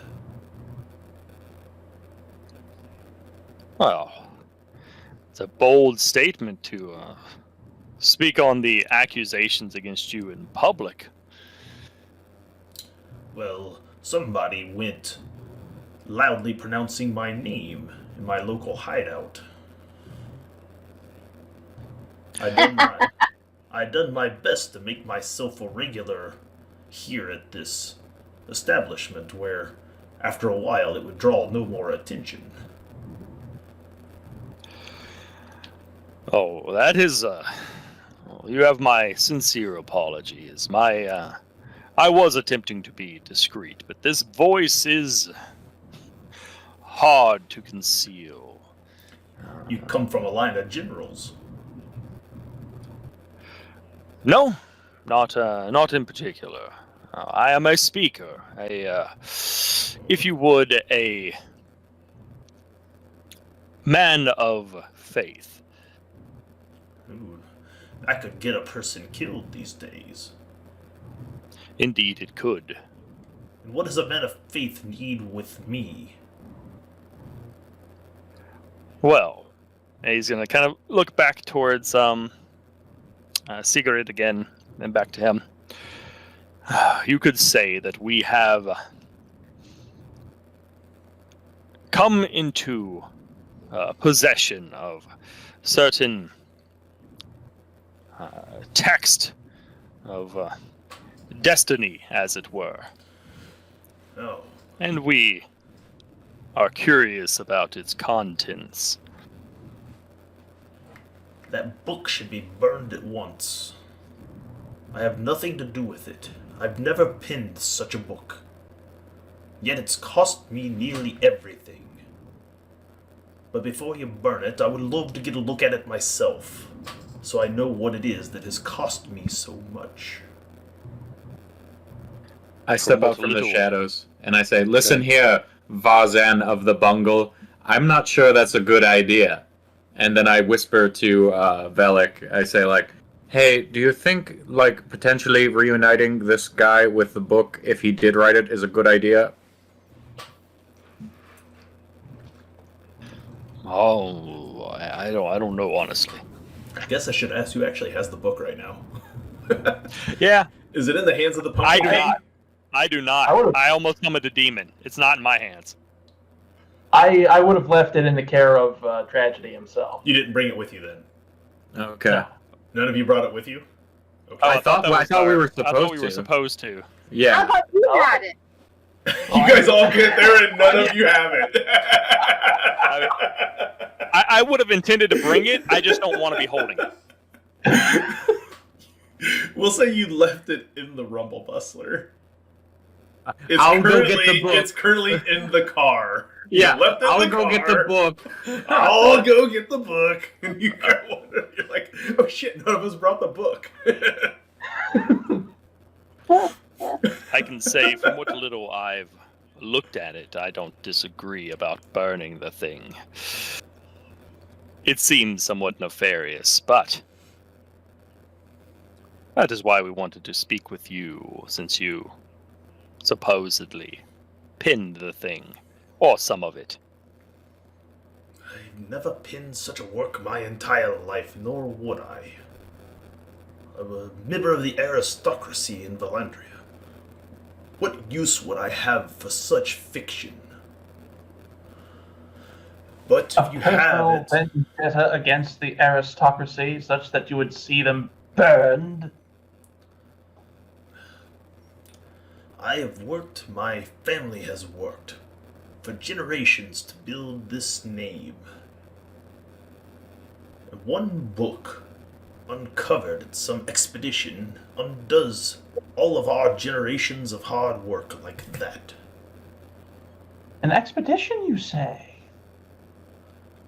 Yes, More, please. it's that blasted maester. He's always meddling in everything. It was he who would first uttered that there was a heretical book pinned by me. It fell into the hands of some criminal named Riddle the Red. Riddle used it to wage his street campaign of crime throughout Vallandria. My good name got dragged through the mud with it. Wolfram this and Wolfram that. I've never seen this Cute. book my entire life. What maester is it that is so responsible for your downfall? Oh, it's that blasted elf, Bravo von Hilfrick. One of the most trusted advisors to the Emperor. Once his honeyed words hit the Emperor's ear, my family was doomed.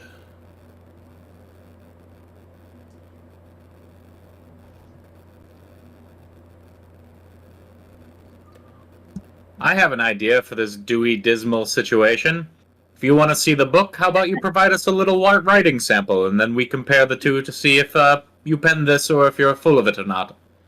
He pulls his satchel. I have many of my literary works here. If you wish, you can compare the writing.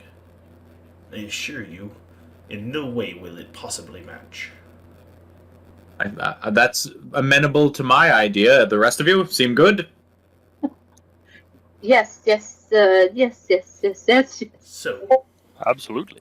since I've been left penniless, I suppose you all have somewhere you would like to, perhaps purchase better drink, where we can sit.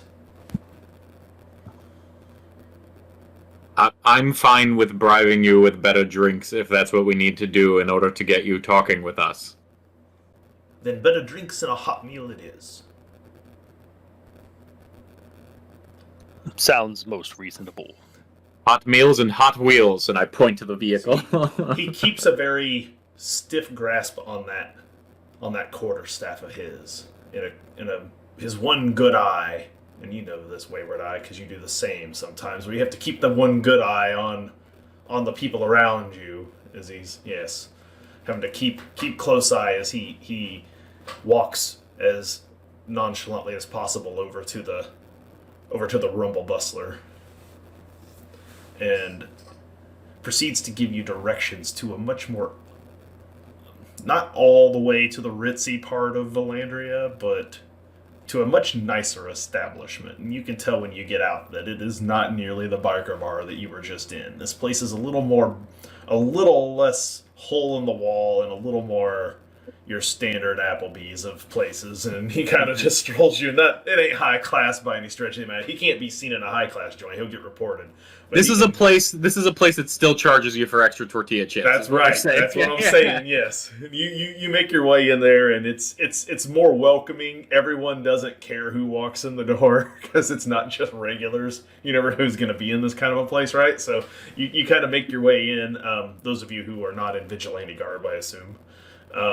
You wouldn't be able to walk in here in vigilante garb and not be noticed. So luckily, my character vigilante garb is like a blindfold, so I just take it off. You two are also Clark Kenting the shit out of this thing, so you just take the blindfold off and like tuck it in like that was all I had to do. There's an S curl that I just tuck into my hairline. Yep, that's right. You just get rid of the S curl and you're good to go. Just slike it back, you're good to go. Yeah, they should have called me the Wayward Hare, I say, as I put it back in.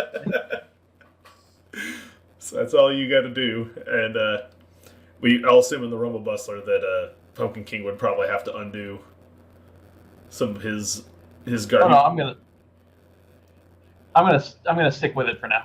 You're gonna stick with it? Okay. So are you gonna wait out in the Rumble Bustler on watch? Okay.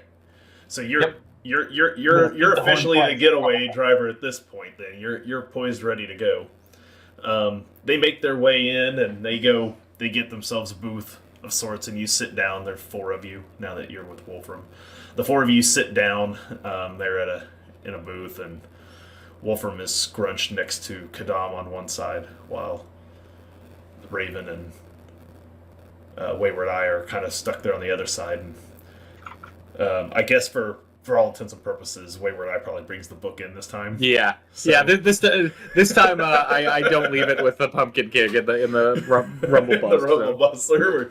So Where's the book? I left it in the car. Where's the car? I set it on the dumpster near the bar. So he reaches into his satchel and he pulls out a book. He sets it on the table. About the same time that Wayward Eye pulls out the book and sets it on the table, there is no roll needed. The very bindings of the books themselves are almost identical. He looks at the book almost astonished. He opens up the first page of his book, and you see the same encrusted seal on the first page. It is almost as though the book you have came from the same press that his books were made from.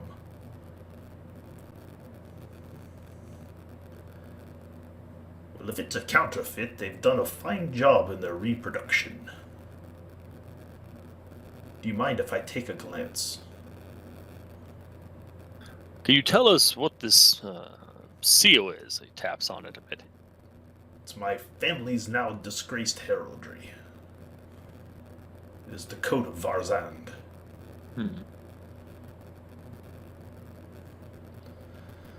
He flips through a few pages, and as he does so, he gets this rather confused look on his face.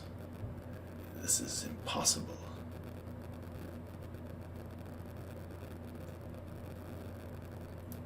It is clearly forgery, but it's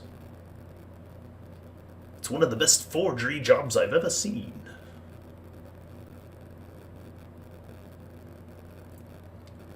It'd stand up to even some of the most scrutinous tests to find the deception in it. But I swear to you, I've never penned these words.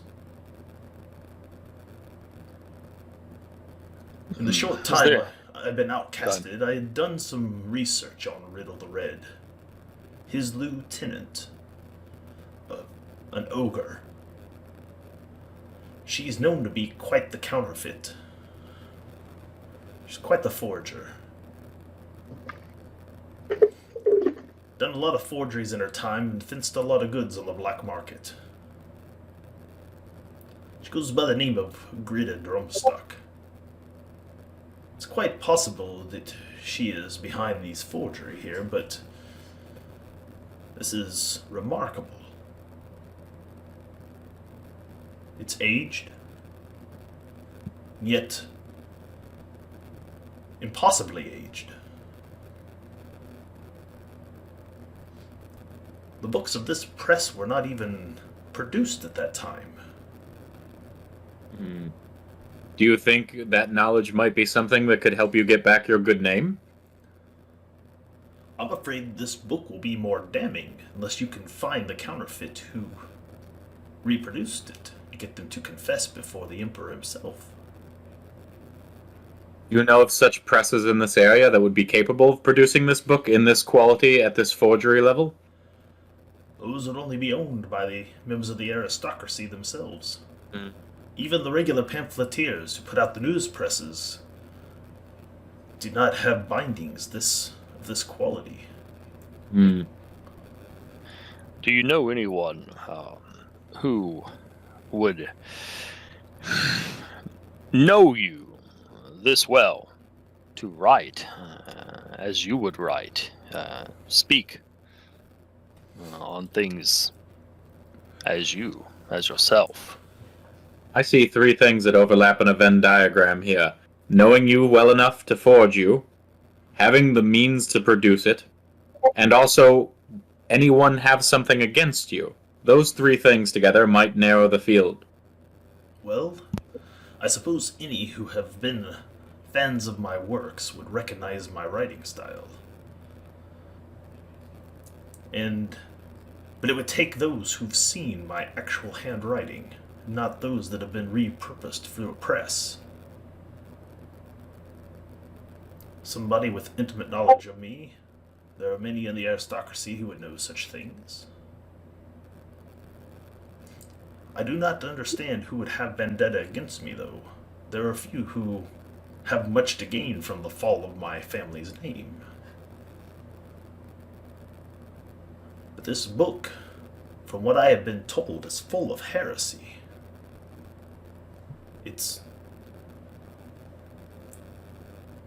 If the stories, the accusations that are made in this book are to be true and believed, well, it questions the very power of the Emperor itself. Which accusations are you speaking of exactly?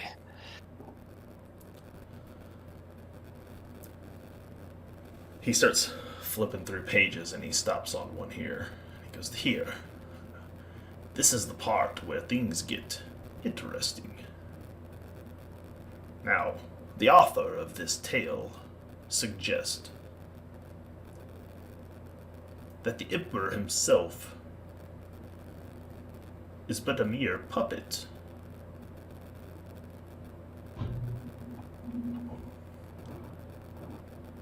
That in his quest for immortality, he has sacrificed his soul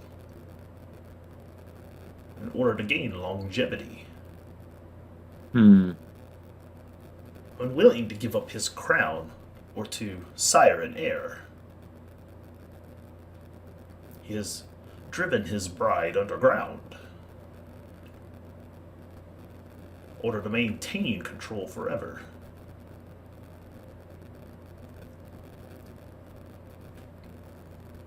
Now the Maester, he rightly refutes this, because his name too is tied to this heresy. Stories of demon worship.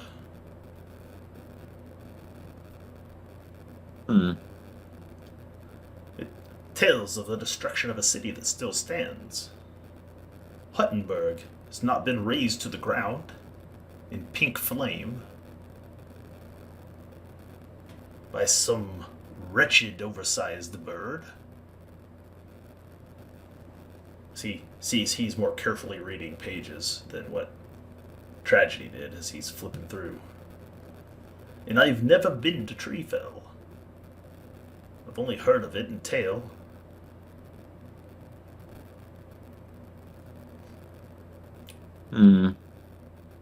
I could perhaps find it on a map, if one were provided. But I've never set foot there. I rarely leave Vallandria.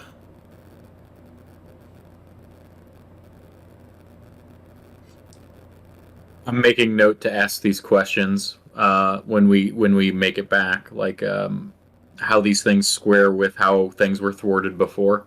Look. Here. A name of a mystic. Zelina.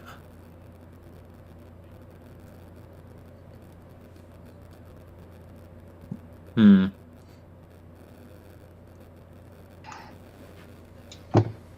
that name I believe I've heard.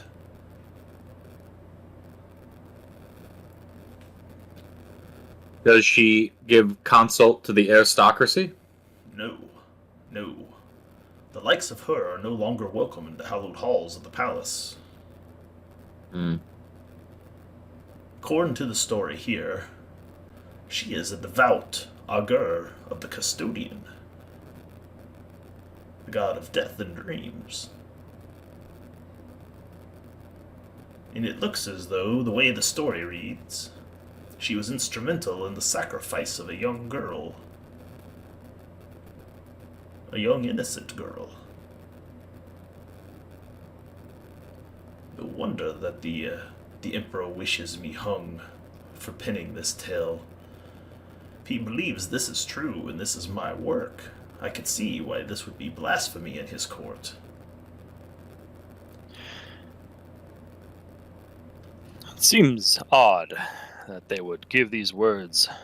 I mean, surely the accusation, and especially in these times, is sadly enough to tarnish anyone. But it seems odd for them to give them such credence when there are claims in here that are obviously false, such as Huttenberg being quite intact. But look, no, the story goes on. They speak of a temporal rift. Do you think that means a version of you could have penned this book? It speaks. The writer speaks as though it has no time left.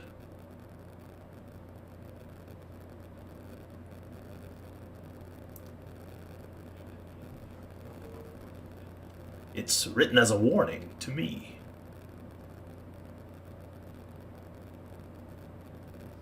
As though I wrote it for myself. But I have never written this book.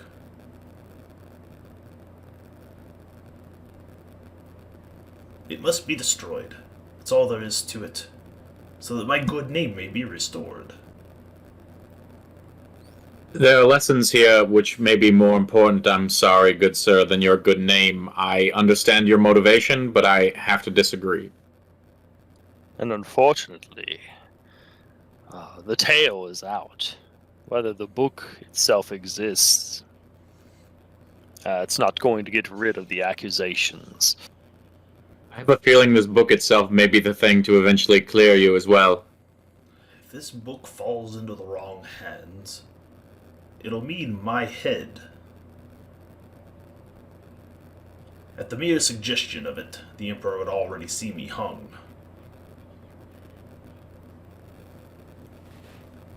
I think you have to trust that we're the right hands. I don't know any of you.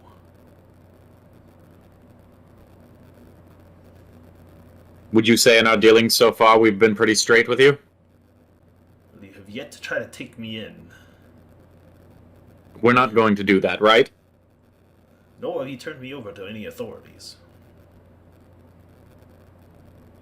We have no desire for that. Our intentions were to determine if this book was genuinely written by you or not.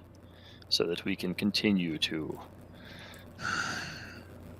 I, investigate it. it makes Not- very little sense to me, but from what I can tell, I wrote this book. It seems impossible, and yet here it is. A book from my very own series, with my heraldry perfectly recreated on the first page, in a handwriting that appears to me mine, with my own words written to me.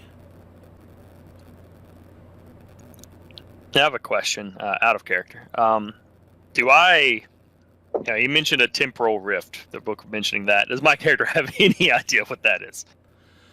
You can make a... It would be a hard incantation roll for you. Which is currently flipped to fail. Oh, yeah. Oh, wait, no, that's willpower, actually. That's so willpower. not yeah, flipped to it's not under... No, you're fine. You're not... I keep thinking it's intelligence. Oh, critical success. Man, you are on the... When it's needed. When it's needed, the raven pulls through. You have studied magic. Now, you're a divine caster. Your understanding of the winds of magic is very different than that of an arcanist. That's why people who have divine magic as a trait cannot pick up arcane classes. The understanding of how these things work is far too different. But under generalist magic, you understand very clearly that there are considered to be 11 different winds of magic. There are those who specialize in each of those winds.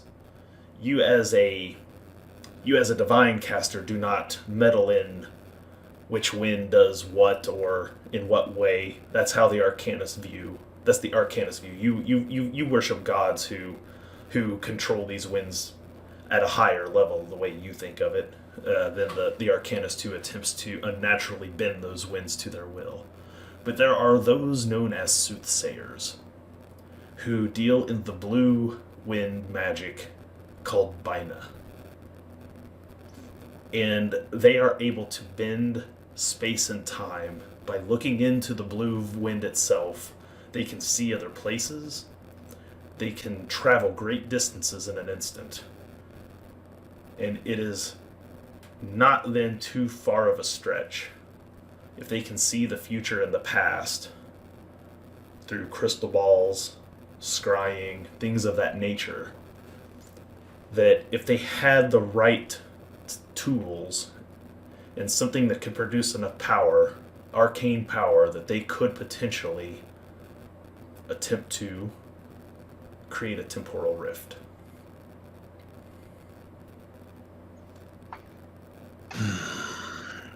You mentioned here in this book suggesting some sort of temporal rift. It is not, theoretically speaking, entirely impossible, however unlikely, that some of these events did unfold and were undone by some version of you. I know nothing about any of the arcane arts, divine or otherwise. I'm not a preacher, I'm not a cultist. I'm a member of the court. I understand my way around a drink, and I understand my way around a social gathering. That is all. I don't know any version of me that would know otherwise.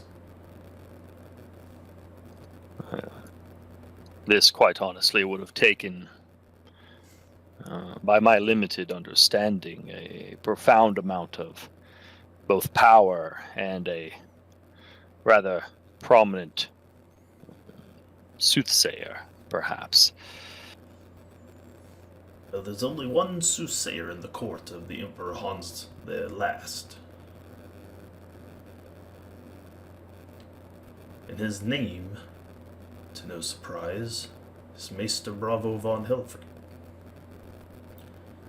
He has long been the advisor and soothsayer to the Emperor since he was a young man.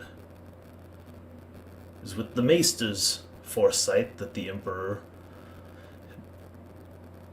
ever so wisely I suppose, navigated all the different strategies of the orc hordes during the First Wars. At every turn, when the Emperor was in need, he would return to Huttenberg to see the Maester. It was the Maester who first devised the royal quintessence needed to cure the orc smolt, used by plague doctors throughout Vallandria. It was his academy where such wonders were born.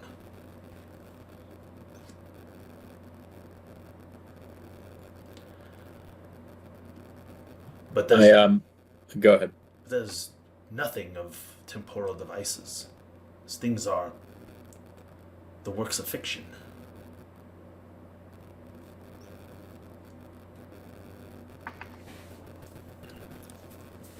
Generally speaking, yes. Have you ever met with Hal Davidson? Hal Davidson, he is a fellow dwarf, yes, an inventor. Discredited by the Huttenberg Academy. Went on, however, to develop a rather trusted mechanical horse of sorts. Some sort of bi-wheeled contraption. You see them all over the streets now, they bear his name. Rumor has it he was picked up as lead engineer, put in the R&D department at the palace to work on military weapons for the Emperor's ever-growing fleet of zeppelins. This seems to me to be the point where circumstantial evidence starts to become substantial evidence. I think we have a few leads to follow up on here. Do you perhaps have a physical description of this Hal Davidson that would help us? Or I don't think I've ever met him in person. I've only ever heard of him. Like I said, he's most known for these, and he's able to point outside at a couple of them parked out there. His credited with the design of what is a commonplace vehicle. So we have Do a you know- soothsayer. Go ahead. Do you know if I'm not really I don't keep up with engineers and such. Do you know if he is still under the service of the Emperor? I mean, there would be no reason to believe he isn't. He's never turned up anywhere else that we know of. But those who are pushed into the research and development of military weapons are often kept under heavy clearance, even from other members of the aristocracy. Only those most trusted by the Emperor would be given purview as to what they are working on behind the palace walls. The Emperor likes to take the best and the brightest from the Academy in Huttenberg, bring them here to work on his most secret projects.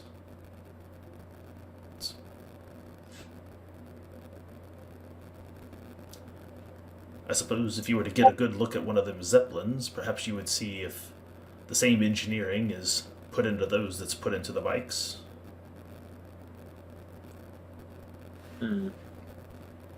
that would seem perhaps to be that the Emperor would want an essential commodity kept close to him.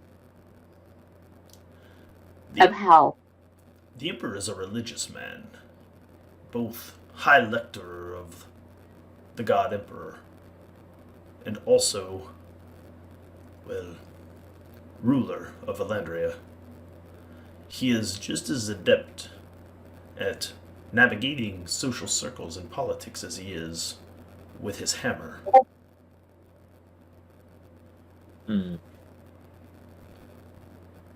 Well, that's a language I understand, at least. he would understand well the need to keep certain things secret and to make other things known. But if the Emperor is hiding temporal technology within the palace, it would take a substantial fuel source. The streets, over the last 10 years, we've seen wonders come out of Huttenberg. Of course, the designs of Maester Bravo von Helfrich, his students in the academy. Everything from the lamps to the vehicles, why the very rumble bustler that you brought me here in. All designs that have come from Huttenberg. Many of them are credited to the works of the likes of Hal Davidson and Alexei Arkwright.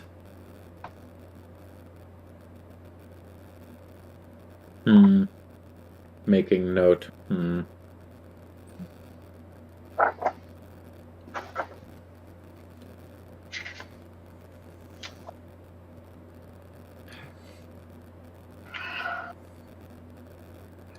So you understand at this point why we don't want to destroy the book, right? I understand why you wish to hang on to it, but he continues to flip through more pages. Look, this entire other section's not even written by me. And there's been notes by at least 3 different handwritings in the margins and in the corners. This book has passed around. It's had multiple owners. This one here, written clearly in Elven.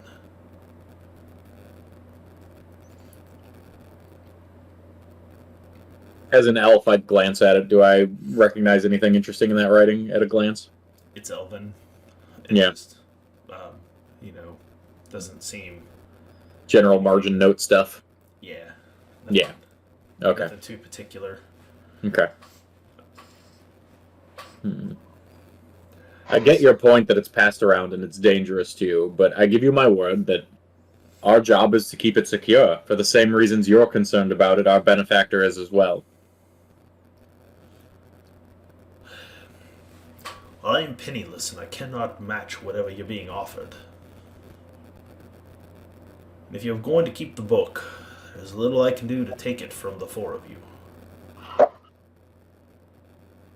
I'd like to stay in contact with you. Do you typically hang out at the Prancing Pony then? I did. Okay. Are you not going back then? I don't believe it'd be safe for me to go back there now. How will we contact you? I think it's only fair that we tell you what happens with the book as things go on, and you may be able to assist us further as we might even clear your name. Who knows? Well, I'll have to find another hole-in-the-wall pub to start making myself a regular at. Okay. Till I find some way to produce more funds. Unless, of course, you have somewhere you'd like to hold me up at.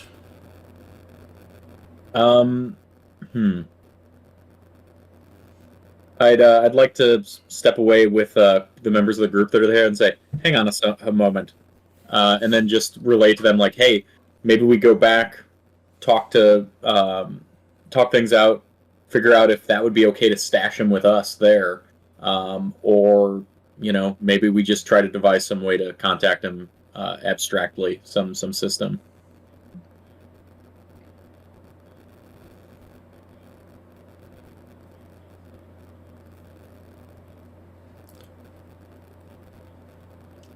Well, you guys are kind of mulling this over. Pumpkin King, I need a routine awareness check. Routine? There we go. Routine awareness check. 16 under 41. You're outside, you're on lookout, people walking in and out. And pretty soon, coming down the strip, hovering up ahead, you see a Zeppelin. As it starts to near, you see the search beams down onto the street. They begin to pan around. Oh boy. I'm gonna beat the horn twice. You are all in there having a Assuming discussion. Rumble Butlers have horns. Sure.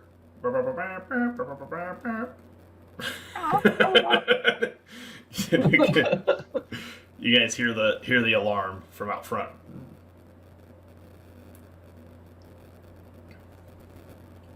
All right. Well, What is that racket? that racket is our cue that shit is going down, my good man. And I immediately head outside and start to slap my bandana over my eyes. Okay, so very maybe time to scatter. Hold on, let me do something real fast. Yeah. This is going to be a contested roll. I'm going to use... Oh, he is not good at it, but he's going to do it anyway. Don't you do it? Lost my sheet. Where'd my sheet go? I like to do these things officially where you guys can see them. We've already killed one person's character. We'll do it again. Yeah, for real. Oh, a critical success. You guys don't even get to resist. Oh no. Oh. He quickly takes a book and puts it in his satchel and shoves the other one towards you. Quickly, we must go. And you're none the wiser that he just swapped books with you. Damn. Because they Damn. looked identical. You don't notice in the middle of all this, especially you, Mr. Wondering Eye, with your bad eyes. He pushes the book towards you and you don't even notice with his critical success. He slaps the other book into his satchel and you all quickly race out to the Rumble Bustler. Fudge. Well, we do that. Yeah, I was gonna say that happens. I was gonna make it a contested roll, but you guys can't beat a crit, so Wow. ties would go to the defender. So Yeah. So yeah, that he does that right there in front of you in the rustle of your ears perk up, and you start looking around as that goes off, and you guys get outside. You see the Zeppelin starting to roll down the street. Everything look around you quickly hustle your way into the Rumble Bustler. I'm moving out of the way so that the person who can actually drive drives. All right. So this thing is starting to roll its way down the street. It's got spotlights, searching everywhere. You see people all over the place are kind of slinking into buildings or anywhere they can to not be immediately visible as this thing starts to hover ominously overhead. You go to take off in this Rumble Bustler, so you can go ahead and make your ride drive, whichever. Standard. Yeah, for right now. Well, I think that went well. That was good. Learned some things. Okay, so you take off down the road. You're staying well ahead of it. It is rather slow. It's not necessarily faster than you, but it has the advantage of it can cut corners over buildings if it needed to keep up with you. So at this point, I'll make a set of rolls for it. Oh, wow. Okay. So boom, light, right on your guys' Rumble Bustler. So now the rolls are going to get a bit more difficult as you try to get away in this thing. So you go ahead and you try to floor this thing. I'm going to need a subsequent ride roll, and this one's going to be at challenging to try to lose this thing in the streets of Vallandria. Ooh, would you like to fortune that? Yes. I believe. Yeah. Okay. Oh, all right. So you're taking some turns, and you're driving this thing more like a stagecoach than the Rumble Bustler actually is. So you're not cutting the corners as close as you could, because you don't have the actual drive skills. So you're kind of ad hocing it with how you would ride a carriage, and so you're kind of trying to maneuver this thing, and it's cutting corners, and it's keeping the light directly on you. And those of you who are in the vehicle kind of lean out one of the door windows and kind of look up, and you can see getting into position along the deck are a series of 5 shiny metal beings. Oh. Oh no. Shiny metal being. That's not good. I'm going to need another ride check. This one, the difficulty now to lose them just got a little harder. You're now up to hard. Oh, you did it, though. All right. So you take another set of corners, and this big, clumsy Zeppelin has to reshift, and it kind of swoops over to the other side, and it's trying to keep its lights on you. And it seems like maybe it loses you for a moment. So now you're back to standard. If you can make one more successful ride check at standard, you can shake it. Maybe it'll be really hard for it to relocate you at this point. So this is your last roll now to finally get away. Now that you've got it back, you got it off balance. No! Fortune, Guys, what do you think? you want to fortune it? I think it's worth it. Yeah. Okay. I mean, it's a 50-50 shot. I'd say go for it. Absolutely. Oh, critical fail. So you come around a corner, you think you've lost them, and then you drive. Oh, hey, thank you, Pyro Club, for the rate of 18. Welcome, everybody. This is Zweihander RPG. It's Vigilantes of Vallandria, and you're here just in time to watch a clusterfuck ensue. As a critical fail there, that big mighty 100. I don't know what you're talking about, Dustin. This is a perfect 100 right here. It is a perfect, because rolling high is great in this game, It's let wonderful. me tell you. So I still think this all went great. I don't know. they're in a high-speed chase in a rumble bustler, which this is a low fantasy game, but there is a certain amount of steampunk to it, and they are running in essentially like a Model T that moves a lot faster than a Model T, and it's roaring down the streets trying to get away from a Zeppelin that has the Emperor's guards on it and spotlights, and they're trying to, here in the middle of the night, and just when they thought they lose it, she critically fails her next ride check and runs directly back underneath it as it comes out the street in front of them, and as it does, you hear tung tung tung tung tung tung tung on top of the vehicle. I'm going to slam on the brakes and see if I can toss him off the top. Ooh, brake check. Hold Brake on. check. Hold on. Oh, that's not the one I need. I'm looking the wrong thing there. Oh my god. My initiatives cannot be worse today. Everybody have their seatbelts on? What's a seat belt? The Wandering Eye asks. Yeah, you ain't got those. Okay, so let's add them to the initiative roster. And give them their mighty initiative. And then we will also do... Where is he at? Here he is. Oh, okay. Oh man, my initiatives are horrible today. We've had, what, 3 1s so far? Yeah, In it's initiative? everybody's botching their initiatives today. Like, Yeah, really. It's bad. You know, it's a lazy Sunday. Everybody's chilling, Yeah, just for not real. taking that initiative, you know? Okay, well, I do need to re-descending. There we go. Yeah, thank you for the follows. There are a couple of you. Looks like you've hopped in and followed. So, okay, so let's move over to our combat map. And we're going to switch over here to the Roll20 screen so you can all follow along a little bit about what's going on here, because this is about to get real interesting. And I need to deal these tokens. Quote unquote interesting. Yeah. And we all died. Deal one to the DM. Rip.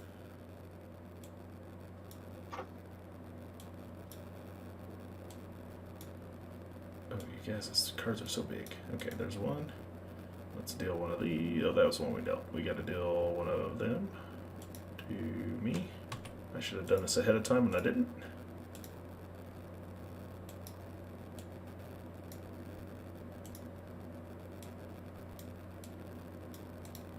Let's get this flipped over here to the right screen. Boom, we're on the Roll20 screen here, so they can see the action that's about to ensue. I guess I should move you guys to the Roll20 screen so you can see. Oh, you are. You're on the Roll20 screen. You can see what's going on here now. Alright, so we're going to deal one of those.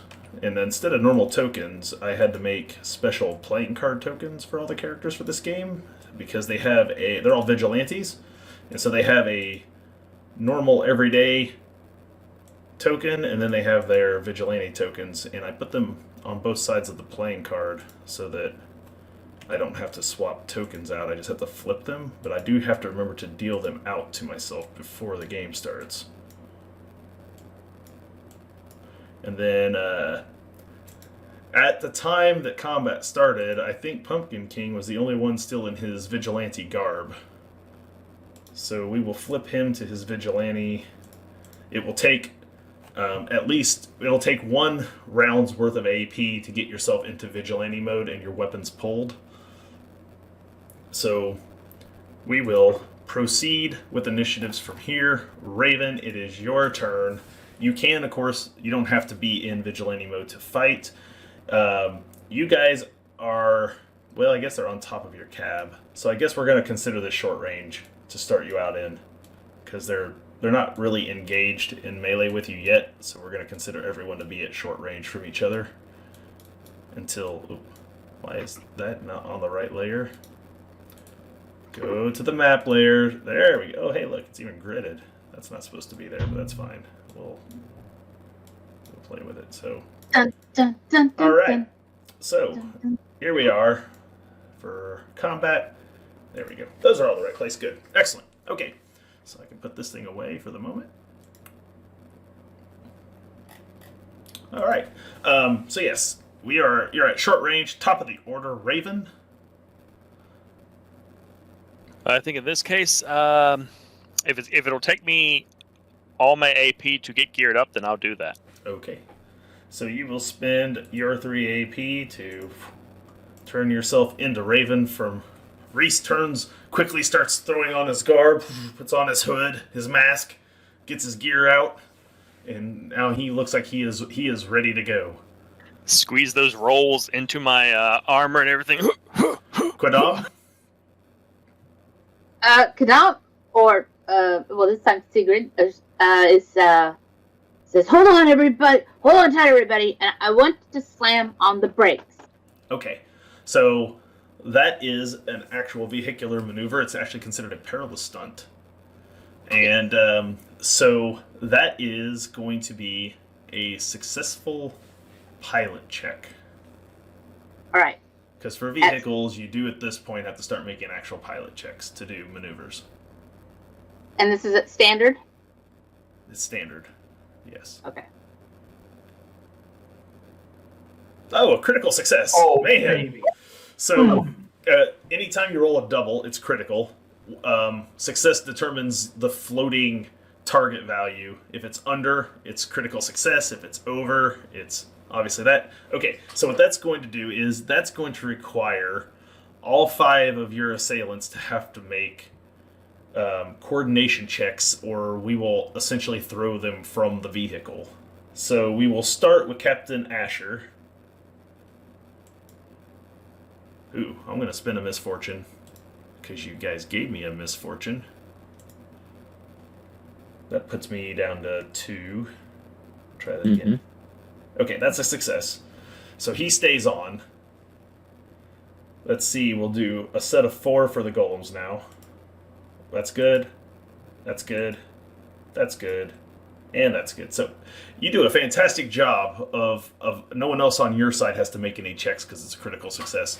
So you slam on the brakes and turn, and you don't throw anybody in your group off balance. Nobody's going to have any negatives from this maneuver. But, well, actually, I take that back. As a critical success, they can't resist a perilous stunt. So yeah, no, it's got to throw all of them because it's critical. Right. Yeah, so yeah, they don't get any resistance to a critical success. So yeah, no, you take this corner and you slam the brakes just right, and as you do so, you feel them like one at a time slowly come flailing off. And those of you who are in the cab as these mechanical beings are thrown from the hood, and you see them hit the ground, and they kind of, like T-1000 sort of roll, like, and they like come up to their feet, and they're like sprinting to try to catch up. But you guys are going to be quicker than them on foot by a long shot. But they're trying to run to catch up nonetheless.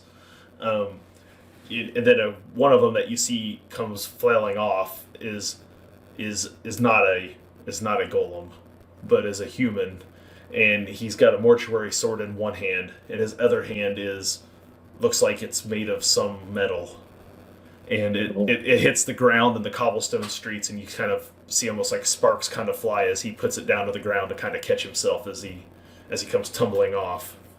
And you see he kind of stands up and he points, and He says, after them. I yell, I quip, you can try to catch up, but it won't cut the mustard. Oh. So I've just did a perilous stunt, but I still have 3 AP, don't I? you still got 2 more AP. Yep. Oh, 2 more AP, okay. Yep. The perilous stunt counts you for 1. Okay.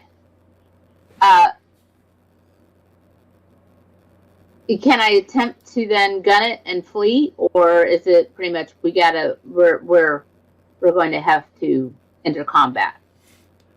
At this point, you guys are now at medium range, as the Rumble Bustler on your turn for a movement is going to move forward. So you're now pushing them to medium range as you run away. So now that you guys are at medium range, we'll back you up so that you're in the right category. So as you can see, they are now at medium range as you're driving away. So that was your pilot, 1 AP to move, 1 AP for perilous stunt. That's your 2. You're down to 1 left. So you're at this point, you can spend the second AP to move again, basically like a charge maneuver to charge away. Yep. Okay. I'm going to charge. In that case, that will actually put you out to long range from them. You're not out of combat yet, but you're close. Okay. Everything they do now is going to be, any ranged attacks or anything done is going to be at a -20 to the difficulty because you're now at long range. This is just an abstract chart for the purposes of keeping track of battle. So you put a lot of distance between you and them very quickly through this maneuver. A good piece of driving work. And that brings us to... Wolfram's not going to do anything at this point. He's just going to sit there with his satchel clasp in one hand and his staff in the other. And Asher is not going to be able to probably do too much from where he's at because he is not going to be that fast. Wayward Eye, it is your turn. Do you have any actions you'd like to take? Yeah, I have a talent called Takedown, which lets me use the range skill for takedowns. Yes. And so I'm going to use a longbow to try to plink the gentleman with the metal arm as we're heading. So you're going to do the perilous stunt takedown from Correct. ranged with your bow. Yeah. Okay. And I think I'm going to aim as well, so it's going to be 2 of my AP. So you're going to double aim. And Yeah. You're going to attempt the perilous stunt, and that Right. I think lets you use simple range to do that. Right. Correct. Yes. And so with the double aim, that'll move me 2 steps up, right, to easy. And that will counteract the range penalty, so that puts you at standard. Because you're at a -20 otherwise. So that by aiming, you're counteracting the range penalty. So yes, you're correct. Okay, so simple ranged it is. I'm rolling it right now. And you are successful. He will have to resist with coordination or be taken down. That's a success. Okay, fair enough. So you shoot at him, and he kind of has to hop to keep from getting from being taken down, essentially. But yeah, no, he is still on his feet, avoiding your arrow in the process. Okay. Initiative-wise, that brings us down to the golems. The golems, you see that on Captain Asher's turn, he holds up some device and shoots up a red flare, and you see that the zeppelin begins to turn, hovers back over that direction. The golems, on the other hand, are taking off down the street after you. They can only clear to medium distance by spending all their AP. So we slide you back to medium. And Pumpkin King, it is now your turn.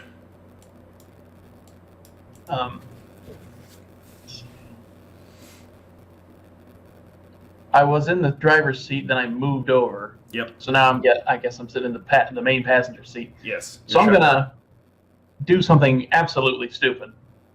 I'm going to open the passenger side door, and then stick my butt out of the door and moon them.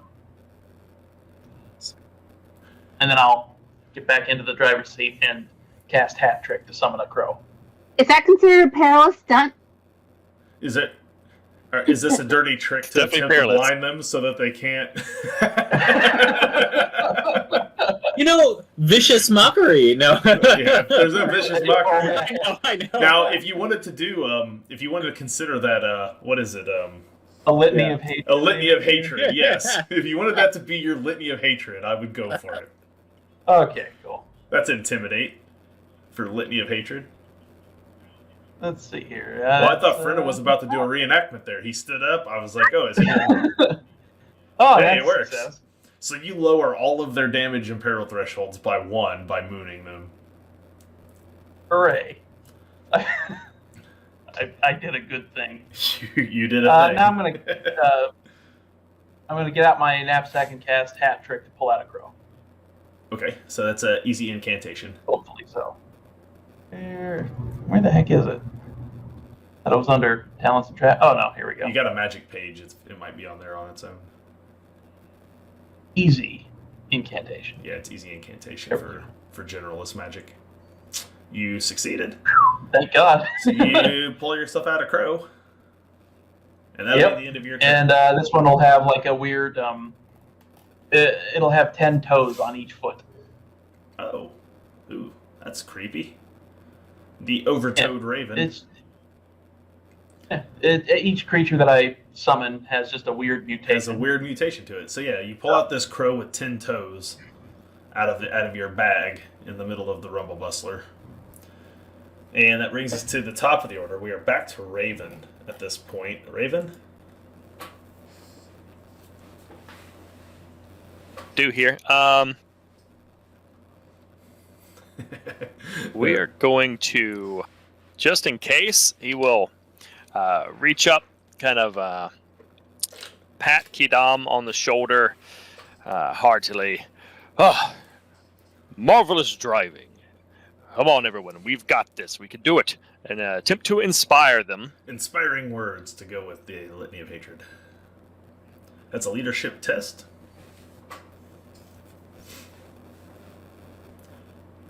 And as a preacher, any success is considered critical. Woo! And so that would add 2 to everyone's peril and damage threshold modifiers. So that teeny tiny little box on both of those pages, you can add a 2 for his critical success. And I will take a breath. Was hoping not to have to resort to such abuses yet again, but you'll fish into a pocket, pull out a link of chain, look back, and I believe they're in range for a spell still. They're at medium range to you at the moment. Is there a range for this? Which spell are you looking for? Bonds of Justice. Okay, so you're talking about Spells of the Learner. Or Prayers of the Learner, sorry. Prayers of the Learner. Yeah, this is a petty spell. Any one person you can see. Oh, yeah. Yeah, they can see and hear me. Yep, it's line of sight. Yep. Well, yeah, line of sight and line of hearing. So in that case, I would clasp that in the hand, lean out, and say, "You are shackled by your injustice," to one of the golems. All right, pick one to golem, any golem. The one at the top. All right, I like the ones at the top. I like systematically doing things. Oh, critical success. I'm just on What is the it? ball today. Just As all above, over but the affected bits. cannot break free of the shackles. Okay. All right, well, that is a massive success. So you say that, and you see one of the golems that's sprinting, those mystical gold chains just come like out of nowhere, just all around it, and just almost wrap it like in a cocoon-like state, and it like boom, kind of pirouettes up in the air and just hits the ground, just tumbles down the street, and then is bound in golden chains. And the other 3, of course, race right past it as they're trying to catch up. Kadam, you got golems that are starting to catch you slightly. you have a bit of a head start on him here at this point. We're technically kind of inserting some chase rules here in the middle of combat without going over to the chase screen, but effectively at this point, you get yourself another good pilot check in combat, and you might be able to just leave them in your dust, and there won't be anything more they can do about it. Standard? Mm-hmm. Ooh. Okay, so you're not going to wreck or anything with that. It will just you're not gonna put any distance between you and them unless you re-roll and get a success.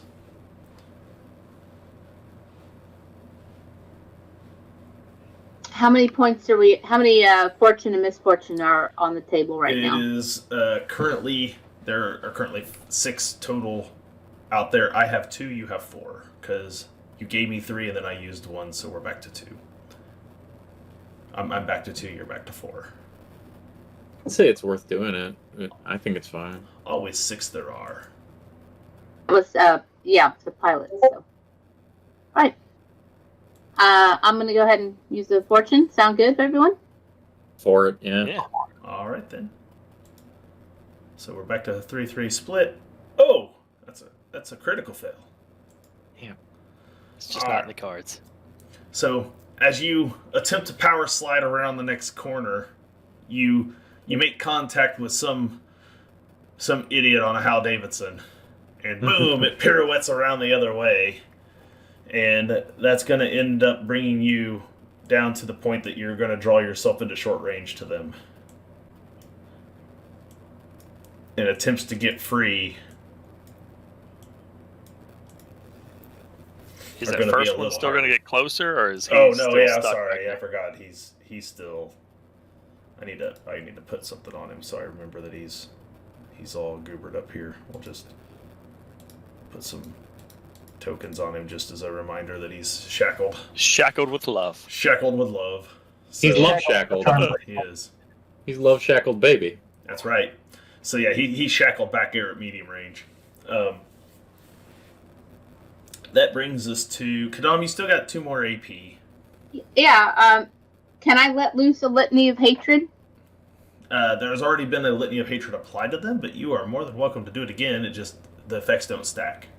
You always take the better of them, so unless you critically succeeded, it wouldn't be any better than what Pumpkin King did by mooning them.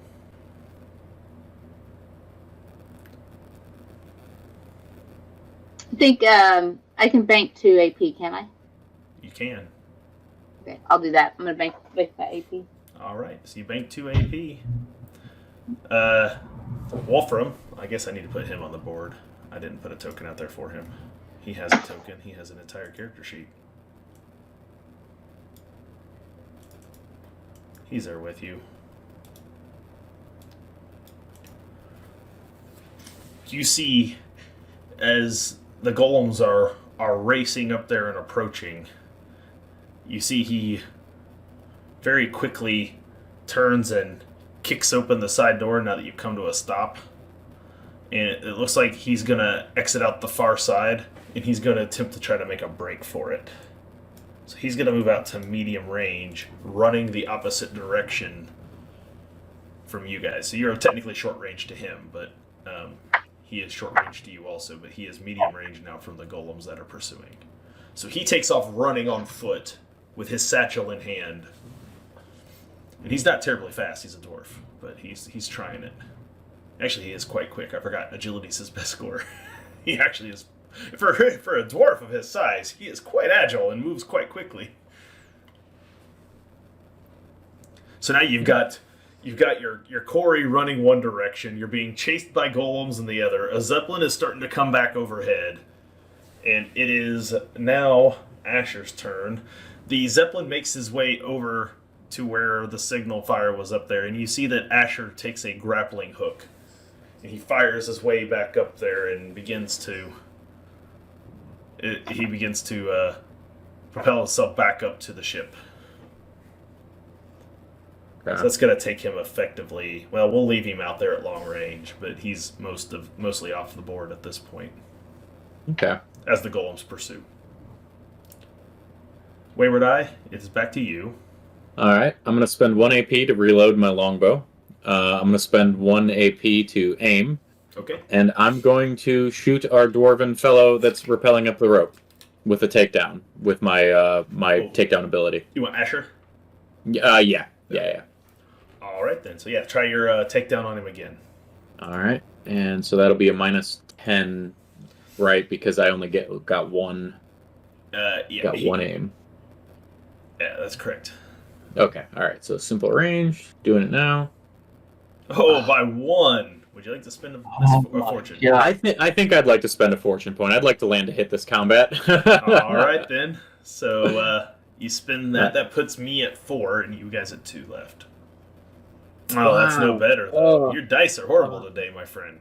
I am. Like, usually I'm rolling up the initiative ladder by random hits. No, you haven't even moved from your initiative. You're still the same initiative 3 rounds later. How is this even a thing? It's crazy. A whole class feat wasted. I know. So you fire another shot at him, but he is far away and he's kind of dangling from this rope. So I mean, your shot goes unfortunately wide. You don't get him to fall off the rope. That brings us to the golems. The golems are going to spend 2 of their AP to charge, and that's going to bring you guys into melee. Now, you guys are currently inside of the Rumble Bustler. All of you except, well, actually, you're all inside the Rumble Bustler. So they're not going to have an easy time getting to you. The first one is going to have to attempt to make an athletics check and is going to attempt to rip the door off of your Rumble Bustler. That's a fail. I'm going to spend one of my misfortunes. We'll peg it back to 3-3. It grabs hold of the door, and it's trying to open it, but your guys' it can't get the door off the hinge. The second one is going to attempt to reach through kind of the window opening of the back seat and try to grab.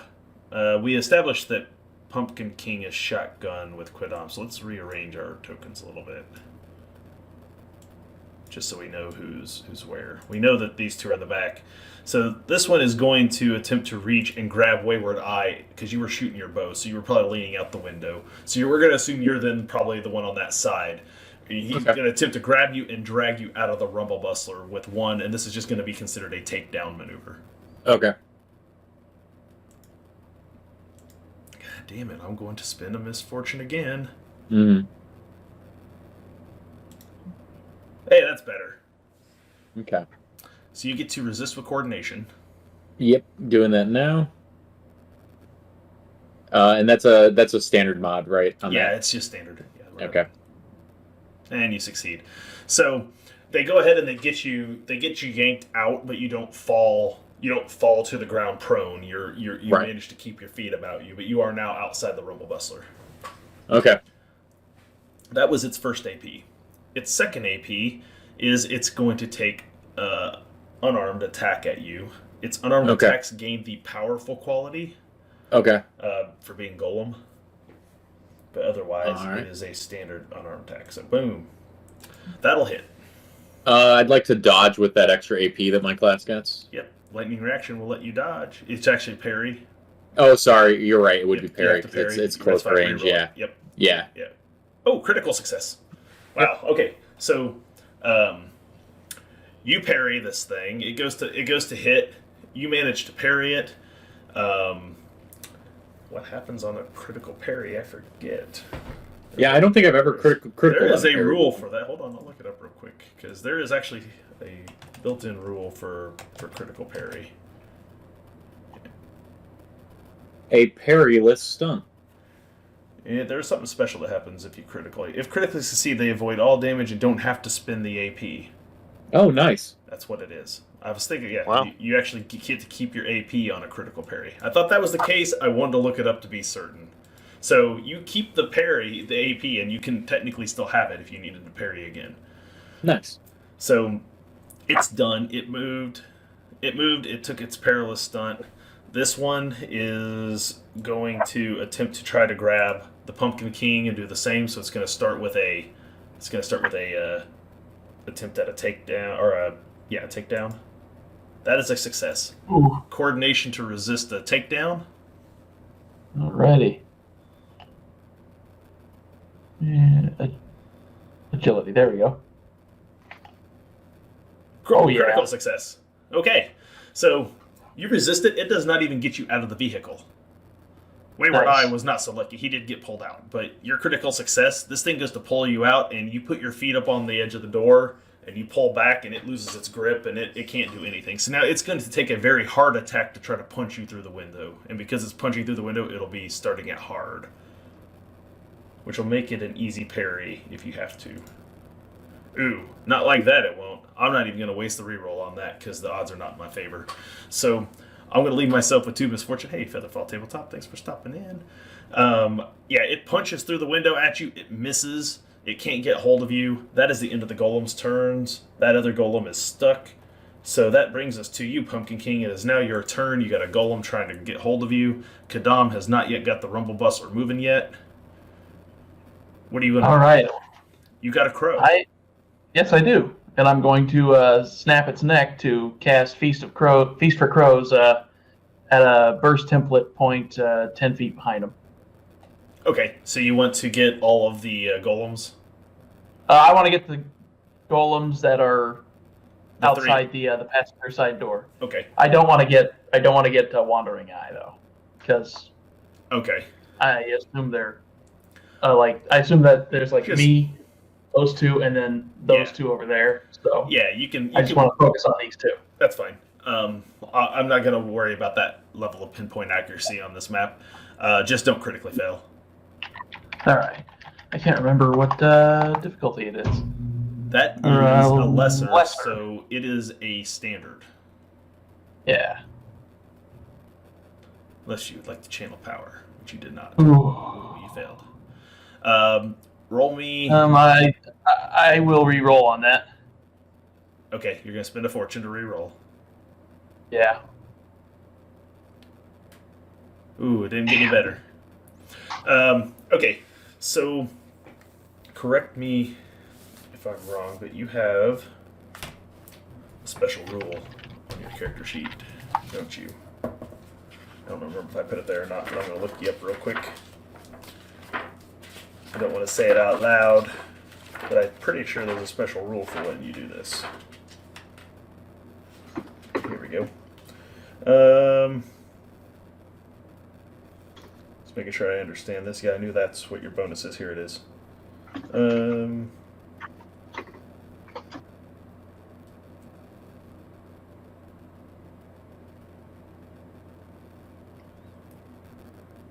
Yeah, okay. Yep, I need you to roll 1 chaos die. All right. If it comes up a 6, then you're in trouble. It's not a 6. I could spin the misfortune to make it 1, but I think we've done enough to you chaos manifestation wise for now. Even if you had, I believe,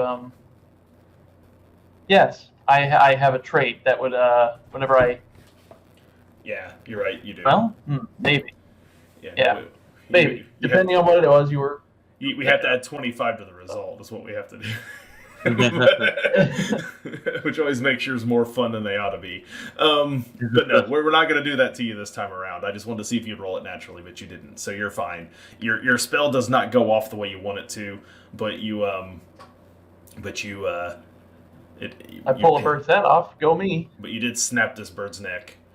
I mean, you manifested it for that reason.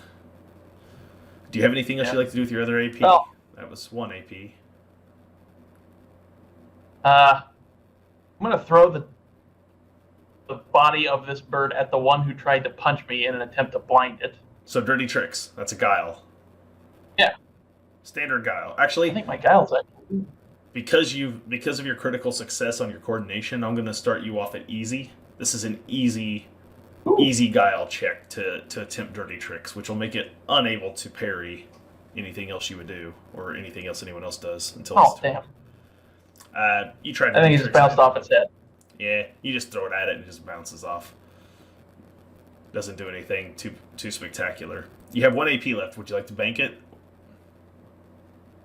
Yeah, I think I will bank it. Okay, so that takes us back to the top of the order. Raven, we're back to you.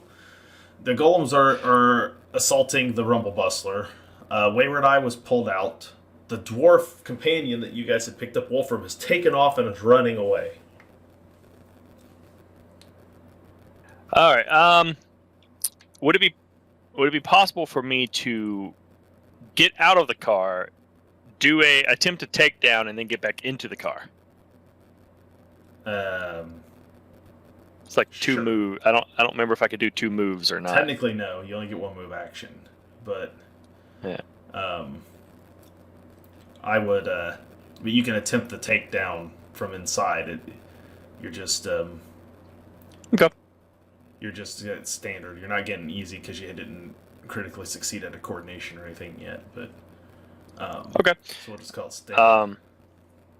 Yeah, because I just want to try to, I guess, ease out and a little bit and ram into the one that is attacking Wandering Eye and try to take him down and then move back into the car. Yeah, that's fine. I'll count it as just a takedown maneuver. You're in melee with him, so I'm not going to get too into the weeds on that. You spend an AP for movement to do so, and you do your second AP for takedown, and we'll count it. And that is coordination, right? It is. Unless you do a charge maneuver for 2 AP, then you get to use athletics. I'd rather use coordination anyway, so. Okay. You success. It's my highest skill. It will attempt to resist. Oh, and it does. That's a fantastic resist roll. So you hit it, it stumbles back, but it does not lose its footing. You have 1 AP left. All right. I guess I will hang on to that. All right, so you bank the last AP. Kadam, you're at the helm of the Rumble Bustler. You've sideswiped this bike, sent the driver flailing to the street. Your Rumble Bustler seems like it's somewhat kind of wedged on this bike, but if you give it a good pilot check, you might get it freed up and take off. But the Wandering Eye has been ripped out, and the dwarf that you guys were accompanying just hopped out and is running the other direction. What are you gonna do, Kadam?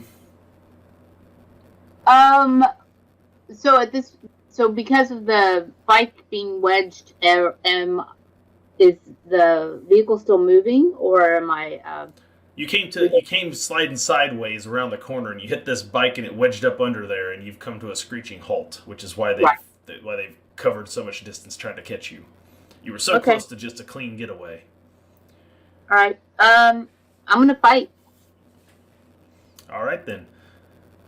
Now And that while I'm in, I guess the question is, can I fight while I'm within this vehicle, because I am saddleborne? So when fighting on horseback or atop a vehicle like a cart, coach, or wagon, you gain a +10 base chance to strike with me. Anything you do while you're at the helm, you get a +10% chance to do it from there. Okay. So, Okay. All right. So from where I'm at, then let me go back to my let me look at my weapons here. Am I able to use my hunting bow, or two-handed? I wouldn't be able to because I'm holding on to the. you can fire your bow. You're not moving, so I mean you don't have to have hold of the wheel to be saddled. You're just really good at shooting from the mounted position. So I mean you're. All right, so I'm gonna roll. Yeah, I'm gonna roll my hunting bow. So and I'll make sure it's routine. Routine. Because that accounts for your saddleborn. Yeah, got it. So you just fire right past. Oh, look at the 21 damage. Holy cow. All right, so you take back your bow, fire right past Pumpkin King's head, who's getting really used to getting nearly shot. So I'm pretty sure it was who he shot near the last time. Zips past his head and just boom, right into this golem's noggin for 21 damage. Holy cow. That is enough for 3 levels. Oh, hell yeah. So that puts it to seriously wounded. Golem damn near killed him. I mean, I'd love to tell you that you get to roll for injury, but you don't. Sorry about your luck. Just double checking here 1 moment. So They spent all their AP catching up and doing maneuvers, so they don't have nothing to parry with. They're just getting blasted in the face. So yeah, that's because that's what I was looking at in regards to my lightning reaction, obviously, but it's only for dodge and parry, which I can't use. Yep, that's correct. Okay, so at this point though, I could so I still have two action points left, right? Yeah, you made an attack. You still have 2 AP left. And anyone within the vehicle with me right now? You've got Pumpkin King and you have Raven there in the back seat, still in. Wayward Eye was pulled out, so he's standing just outside the roller coaster. He's close enough. I mean, he could grab onto it if you did try to drive away. I'd give him a chance to grab it with his lightning reaction AP that he didn't have to spend parrying. Yeah. So I could actually try to make an attempt to drive away. Yep, you could. Yep. All right. Then I'll go ahead and I'll do that. All right, just standard. Standard pilot or drive? Yep. Pilot.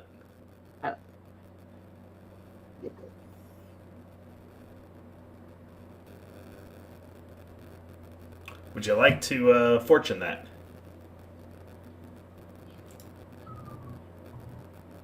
How many fortunes do we have left right now? Right now, you guys have 3. It's 3 and 3. Because I spit one. Yeah. What say the party? Yeah. I'm gonna go ahead and go for it.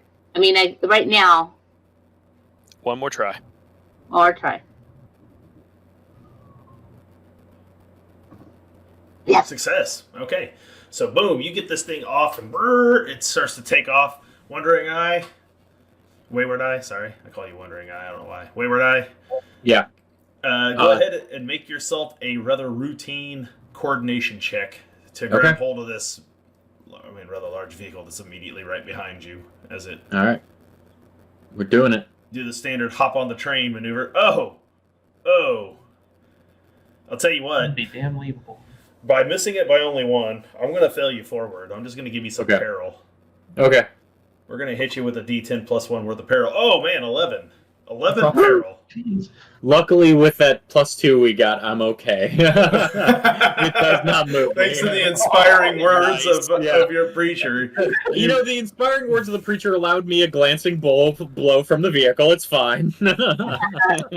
So, as you guys take off rocketing back down the street, Wayward Eye, he grabs hold and nearly fumbles one of his weapons in the midst of doing so, and has to scurry to grab back hold of it and gets it reholstered, and he's hanging onto the back for dear life. Not nearly as sorry as I thought he was going to be when I rolled that 10. But he does not sustain any peril from this, and you guys take off down the street. The golems are left behind. I'm going to give them a quick check to see whether or not they notice the dwarf running for its life. They do not. That is a critical fail. So Wolfram will make fair escape. The dwarf gets away. You don't know where he is. The golems seem as though at this point thank you by Hexual Storm with a rate of 5. And the Zeppelin at this point has made its way over the intersection where you just took off from, and you see all of the golems except the one that's been down there on the ground, that it's chained up and can't do anything at all. They all raise one hand, and you see that their hands the fingers all kind of bend backwards like grappling hooks, and they fire off with like a rope, and they latch up to the Zeppelin, and they all kind of zip line their way back up to it to join Captain Asher. The one that's on the ground, as you drive away, you see this Raven. It self-destructs. And is left in just a burning heap of cinder in the ground. And you guys drive off back to the bell tower, believing you still have your book. Definitely don't have your dwarf. And that is where we're going to wrap for the night. I do have one, before we wrap, one question. Yes. As we're driving away, can we make a scrutinize check to look at the Zeppelin to see if the machinery looks at all, the engineering looks at all like the bikes that we've been seeing, how they've been It's kind of high in the air. You can, but it is larger, so it'll be a hard scrutinize. But I'll let anyone who wants to get a good look at them. Yeah, I'm definitely looking at it because I'm trying to avoid it. So I will. I think it might make sense for me to do it too because I'm outside. Yeah, and might have a clear view. Yeah, I'm like, because you're outside. You already got it though.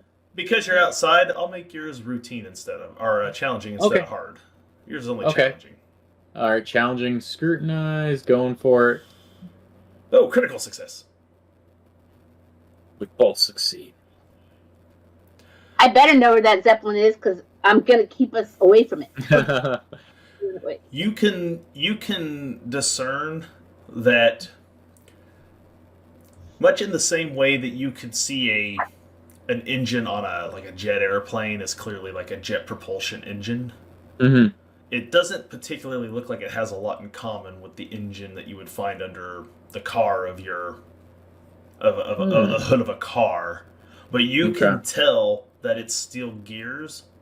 It still is born of the same engineering, but it's a completely different design than what you're. Oh, thank you for the gift tier sub to Friendon.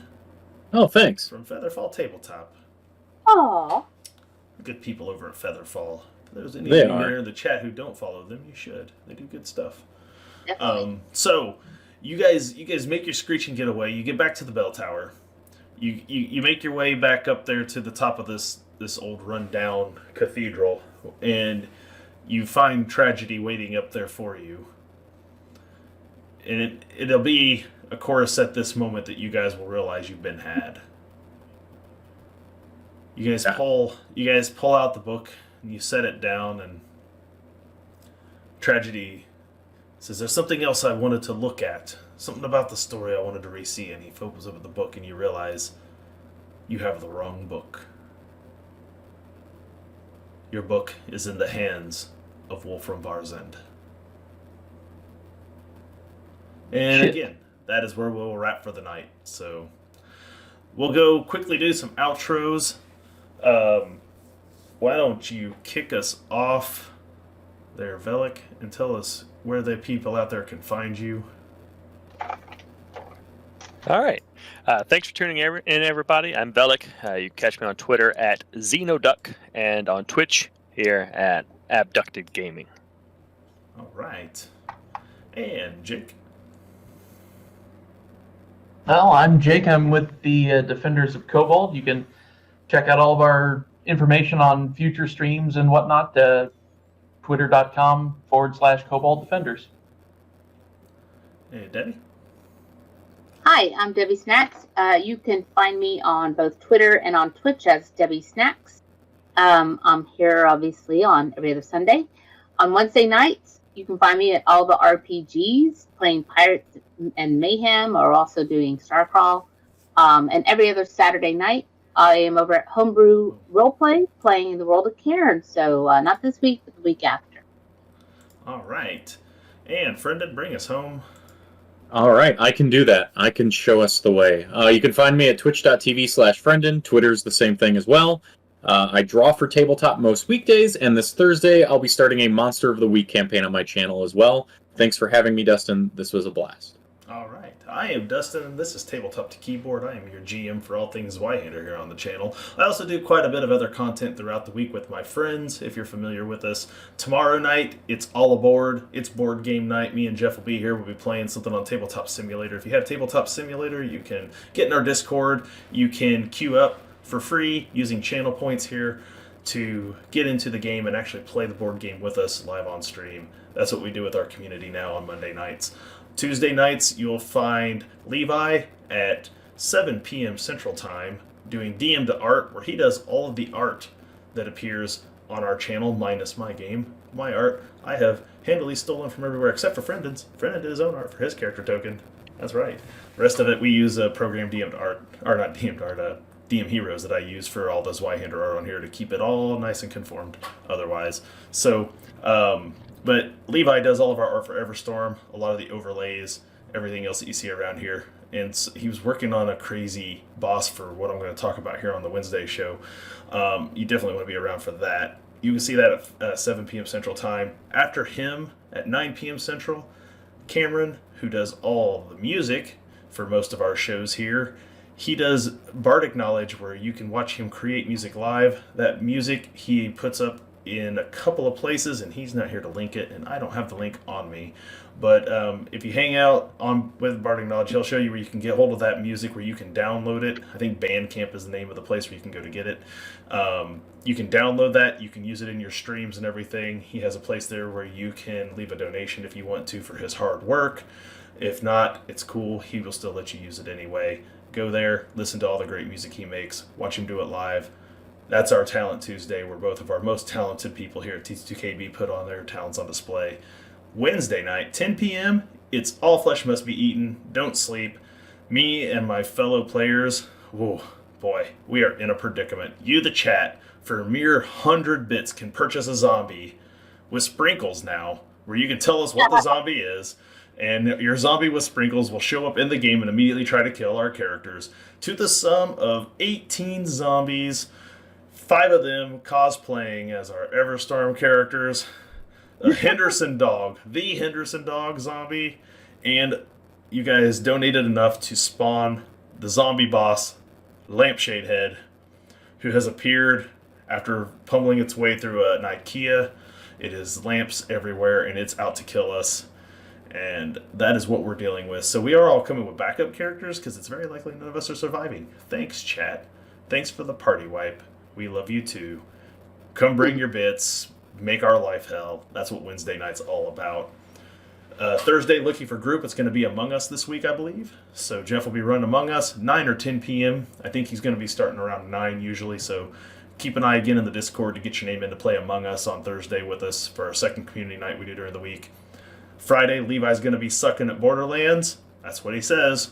So you'll catch Levi back here again Friday night to suck at Borderlands. Times may vary. Check our Discord. And next Saturday, Everstorm returns. It's back-to-back. We had to make up for our missing week. That was our game yesterday. We're back next week with the next chapter of Everstorm. So, and you'll find us again 2 weeks here for Vigilantes, Episode 3. That is what we do around here. It's a lot. We're busy people. We try to put programming out damn near every night of the week, and we do that for you guys because we enjoy doing it, and we love all the interaction we get from you all. And now we're going to find ourselves a handy raid target. And you know who we're going to raid? You know who we're going to raid? We're going to raid some motherfucking defenders of Cobalt. Jake, the fuck are your people doing without you? How are they on without you right now, Jake? What? How is the show even happening, Jake, without you? I don't know. What is Chuck? What is Chuck? Let's go find out what Chuck is doing without you right now. I hope he's being evil and burning things. It's gonna be great. All right, we're gonna go raid the defenders of Cobalt. Courtesy, these are Jake's friends. Go say hi to them. They're good people. And we will catch you all here again sometime later this week whenever you're able to stop back in. Peace, everyone. Take care. It's been fun. In a couple seconds, go say hi to the Kobolds. Here we go. Stay hydrated.